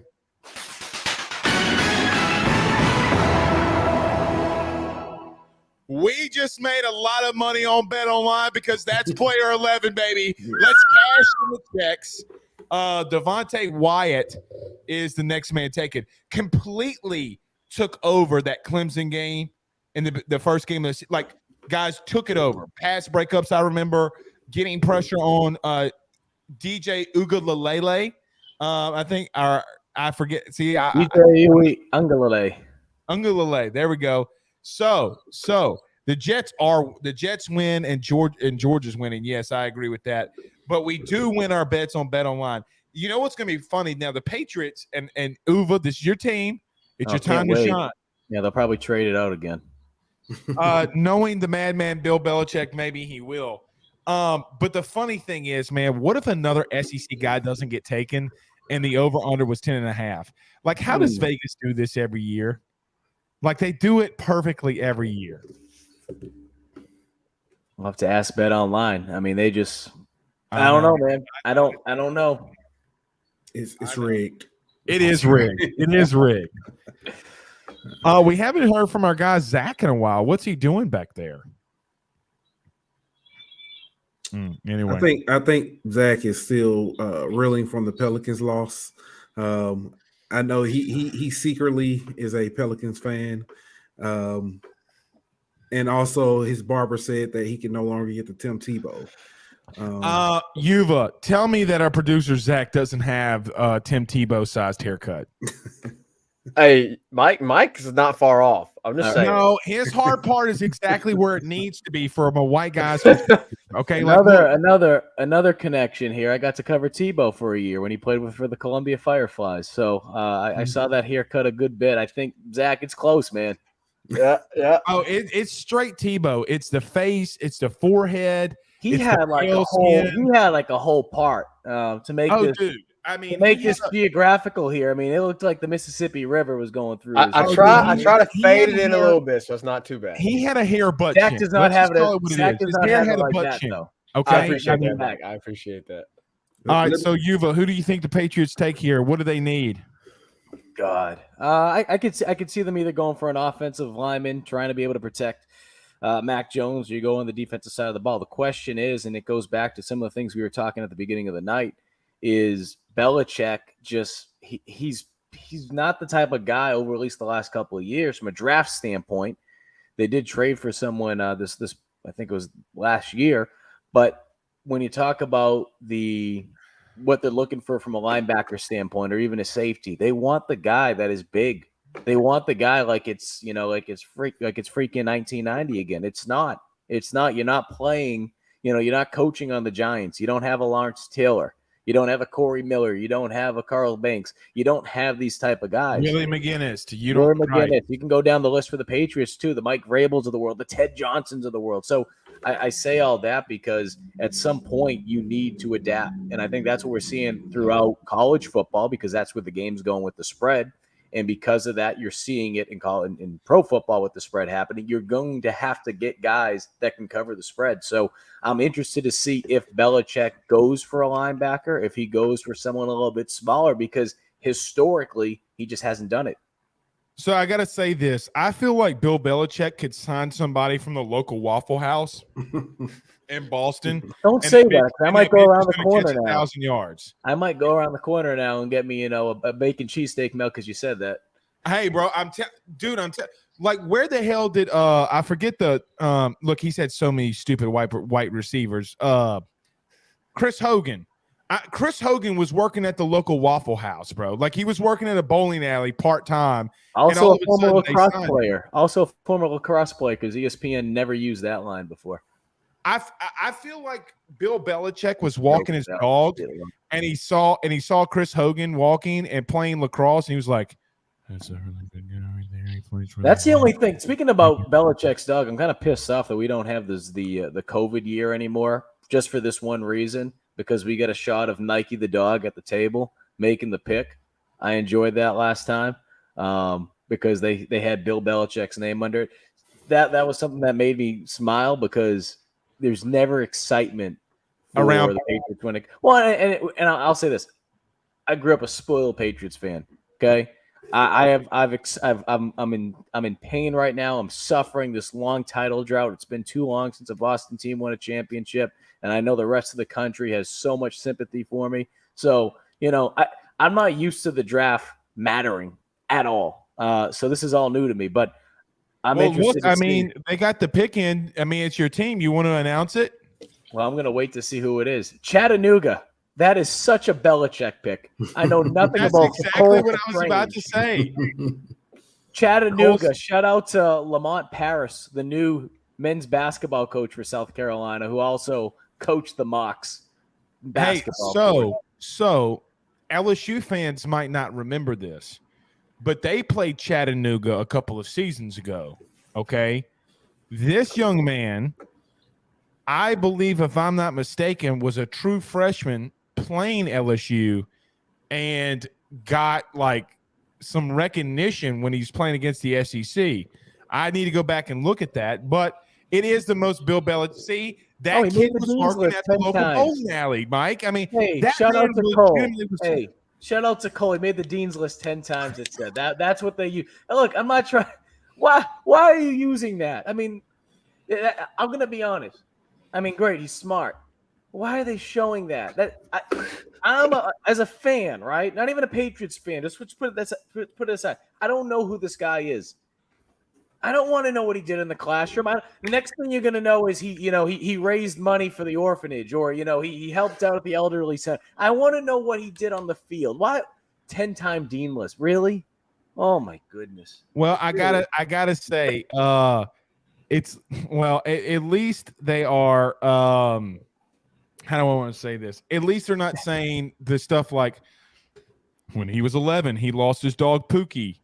Pookie was a very lovely dog, and that's like they're always trying to get that angle of the worst things. All right, so we do have another pick. The Chiefs just selected DN from Purdue, George Loftus. Look, I heard Mike Greenberg talk about him today on ESPN, and he was talking about how much he likes him. I got to be honest, guys, I don't know much about him. But look, he looks very athletic here watching the film. A stand-up guy too. Man, that his technique is flawless, dude.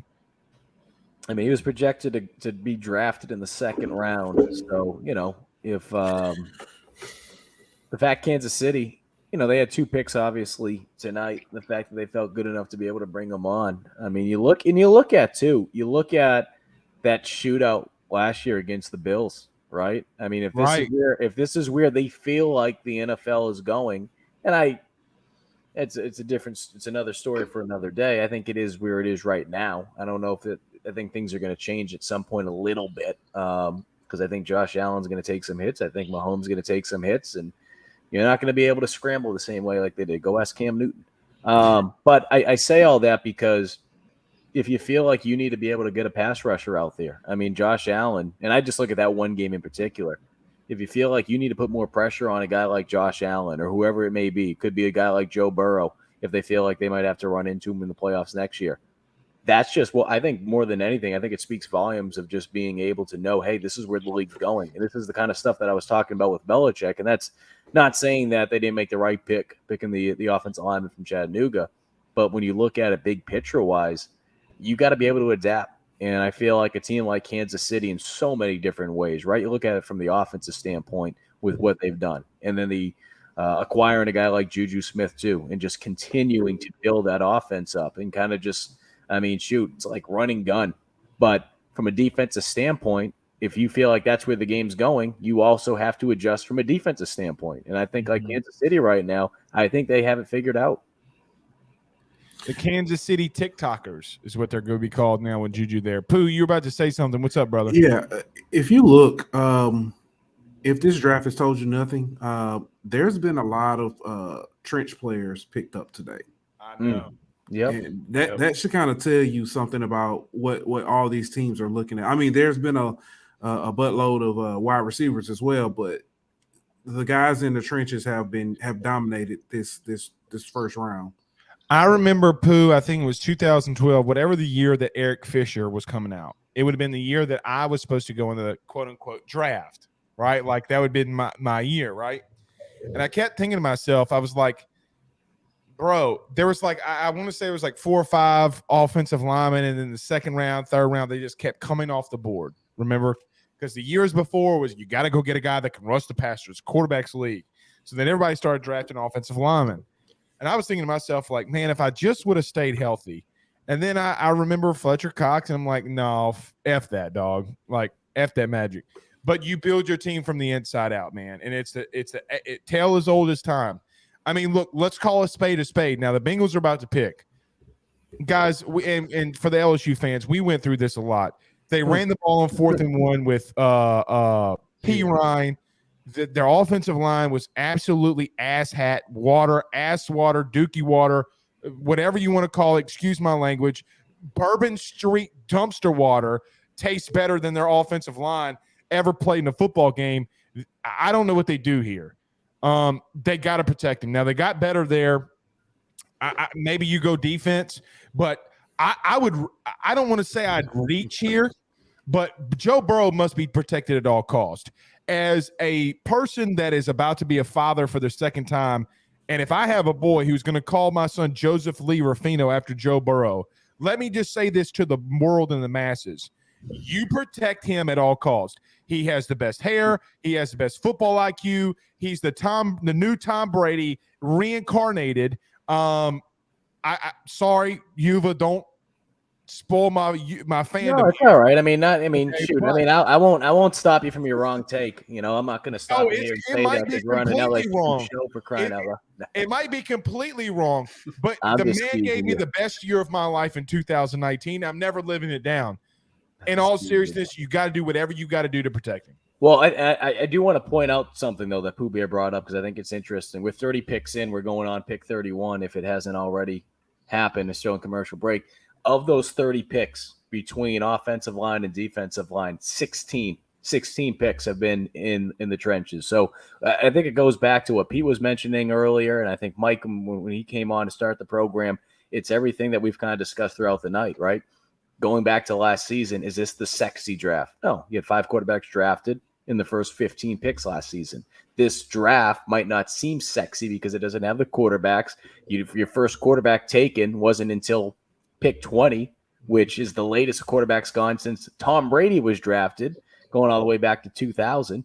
So I say all that because it's easy to get caught up with that, but there's a lot of guys right here that teams need. Teams needed guys in the trenches, like Pooh Bear was mentioning. So might not sell as many tickets right away. You might not. I mean, I don't know how many fourth graders are going to be going to class tomorrow wearing a 77 jersey or whoever the heck it may be.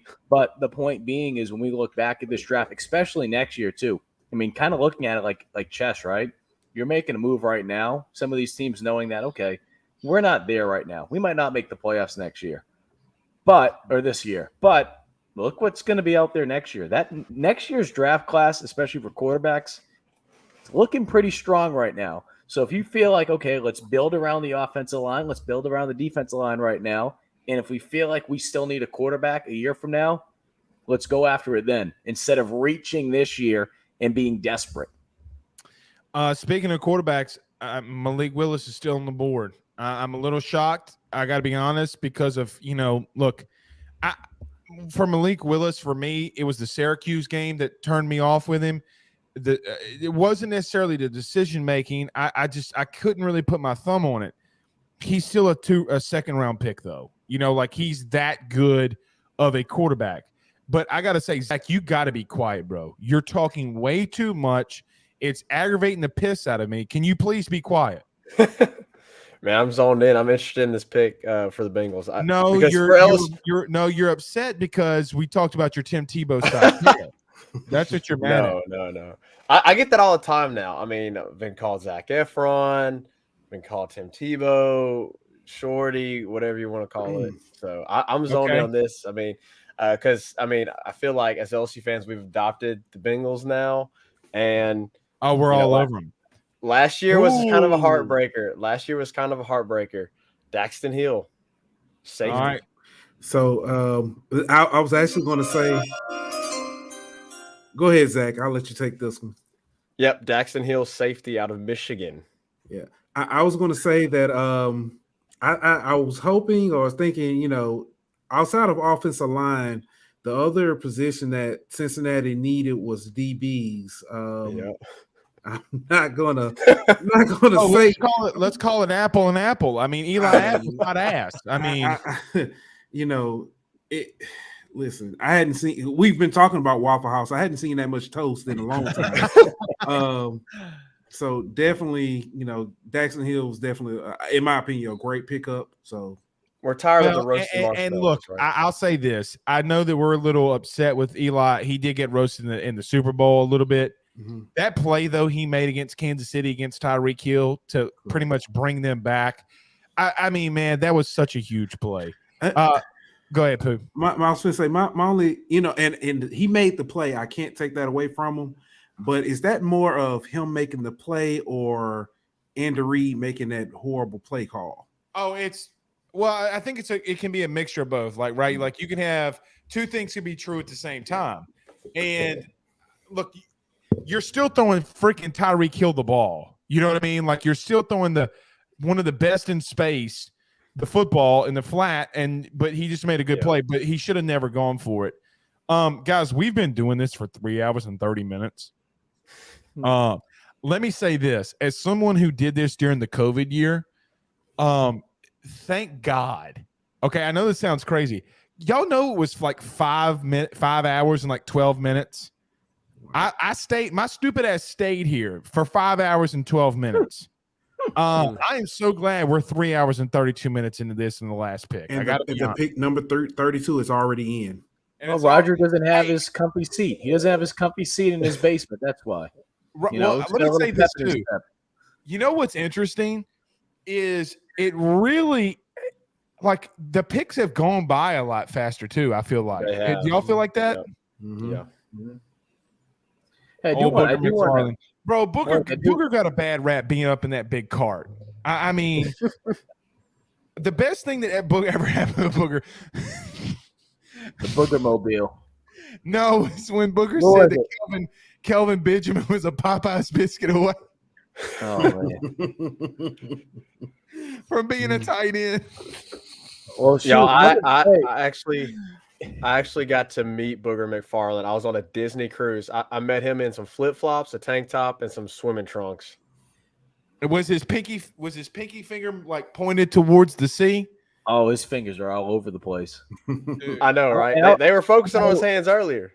And I know as Pelican fans, it might be a touchy subject, but I couldn't stop, especially as someone that I covered in high school down here, Zion Williamson. I just couldn't stop when people would say, Zion in 10 years, and they would just put basically a picture of Booger. Like, come on, don't say that because Pooh Bear's co-host loses his shit. But Zion, he'll be back next year. Zion, I'll tell you this: Zion's last high school game, I covered it. It was insane. I mean, it was stupid. I've never seen security rush on the court to try to pull away like 40-year-old men from trying to get an autograph from like an 18-year-old. How wild is that? It was insane. Like, grow up, bro. And this is what I'll say about Zion. Hopefully everything. I'd love to be able to just see him play. I hope he's healthy. I mean, I know Pelican fans. I'm sure they would love to see him in a Pelican jersey. But just in general, I just want to see the guy play and see if he can live up to any of the hype that was surrounding him. Does he coming back? Does he take away some of that team chemistry that they've built, especially during this postseason? Well, you guys would know better than me. Yeah, I think that, and just listening to Ant, because trust me and Daniel have been all over Ant. But just listening to Ant, pause. I finally got you. Pause. Ha ha ha ha ha. You did. But I think next year, having the summer and stuff, I do think that they do build. Just looking at the success that they did have, and him wanting to be out there, I think he makes the effort to be there next year. Well, the guys are falling in love for the city. Well, I'm not going to say that they always fell in love with the city, meaning most people always do. Oh, another SEC pick. Uh-oh. I'm still waiting. Yeah, I'm so far behind. That's why I didn't want to spoil it. You know who's updating it quicker than anyone is On3. On3 has it before even ESPN puts it up, which is insane to me. People in Louisiana get pissed off when you make fun of their state and their city. Oh wow! They'll never do that again. Lewis Seen, safety Georgia. Okay. Wow. Lewis Seen had a huge number 16 had a huge national championship game against Alabama. Dude will light you up like a damn lightsaber from Star Wars, bro. This guy literally would knock you. I mean, look at him. I mean, he's got hair like Pooh. He's even got the maroon tips, bro. Pooh, is that? I mean, I ain't trying to get in your business, but I mean, where were you at 21 years ago? Listen, if I pop up with a natty ring, just mind your business. All right, I'm gonna shut up. But dude, like, look at this film. Like, watch him attack right here in that play against Alabama against Slade Bolden, the slowest white guy in Louisiana sports history. But nevertheless, I mean, it's a really good pick. All right, guys, listen. We've been doing this for 3 hours and 37 minutes. So let's look. Y'all have been troopers. Y'all been fantastic. Mike, thank you so much for joining us. You've also been fantastic, man. Thank you so much for being here. No, I appreciate you having me on. I do want to make one correction because if I screw something up, I'm always the first to point it out. Misread something. Jermaine Johnson was a 3-star come up. So you had 2 players that were selected in the first round who had no stars coming out. Not 3, 2. Well, we will forgive you this one time, but if you ever do it again, I swear to I'm just joking. Hey, and as you know, Blake, I know we didn't tell the other guys because there's a biscuit named after me at Bojangles and my sponsorship with them, a partnership. I will take care of the boys. I'll send some Bojangles over to you guys. Okay, I got it. When I talked to you the other day, yep. I got a confession. I've never ate Bojangles. Well, is there no Bojangles in Louisiana? I know Popeyes is big over there. There is in Alabama, and Blake, it's not funeral chicken. Is it funeral chicken level? It's not funeral chicken. It's a step below. It's like, Is it like Blue Store chicken level? I haven't had Blue Store, so I can't compare. But Blue Store, from everyone, Blue Store is like funeral chicken. This is kind of step below. Mike, I know Mike is like, what are you guys talking about? Mike, tell us the story very quickly before we get out of here, though. Like, how do you have a biscuit at Bojangles named after you?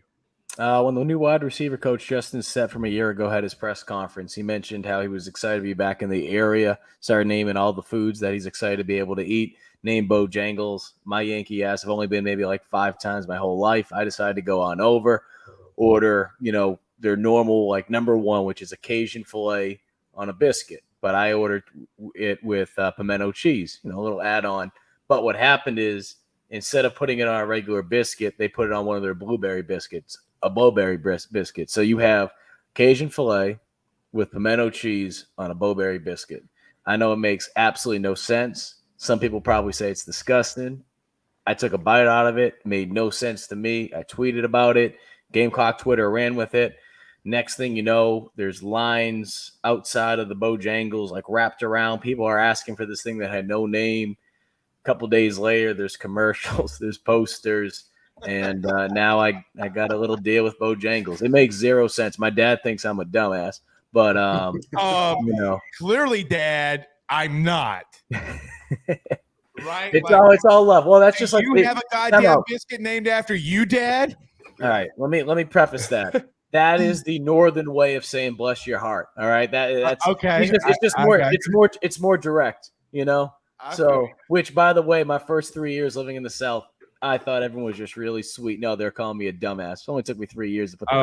Bless your heart. If my grandmother tells me "bless my heart," this Bojangles does break my heart. Is it like a Hardee's Carl's Jr. type? It's like a Chick-fil-A in a sense. But Bojangles is very big in the Carolinas. It was created in North Carolina, South Carolina. It's very big. Those 2 states have the most Bojangles anywhere. I mean, if you guys come to a football game at Williams-Brice, there is literally one right around the corner from the stadium. So great sweetie. Great sweetie. Honestly, might be my and I know I'm a Yankee, so my opinion doesn't matter. There you go. It ranks as my favorite, and I'm not just saying that. Now, because I'll tell you, like Zach B, Sweet Tea too. I mean, that's competitor in a sense. But Bojangles Sweet Tea. I mean, when it's on, it's good. All right. Go ahead, Pooh. Go ahead. I was going to say I can help some people out, some of our regional listeners. Chick-fil-A and Bojangles Sweet Tea are neck and neck. They're pretty. It's pretty good. I'll take it. Hey, Pooh, I'll take it. Cannot talk that stuff about Jesus' chicken. The last time somebody started talking about Jesus' chicken, C19 started spreading. So, Pooh, I'm going to need you to say that. Don't say that no more. Right. Remember the Popeyes biscuit? Remember the Popeyes chicken sandwich? And then here comes C19. So y'all going to have to calm down. Okay, calm down. All right. But I got to say this before we get out of here. Every time I hear the word Bojangles, I keep thinking about Jang Lang, Barney Mac looking boy. I can't stop. Anyway, all right, guys, everybody, y'all have been fantastic. We'll see y'all again soon. Mike Jones Jr. with us tomorrow. And by the way, since there's only 31 of you here, we have some very big news coming around the corner too with another LSU football player we'll be announcing shortly. So you guys have a good night. It's been fun. Peace out, Girl Scouts.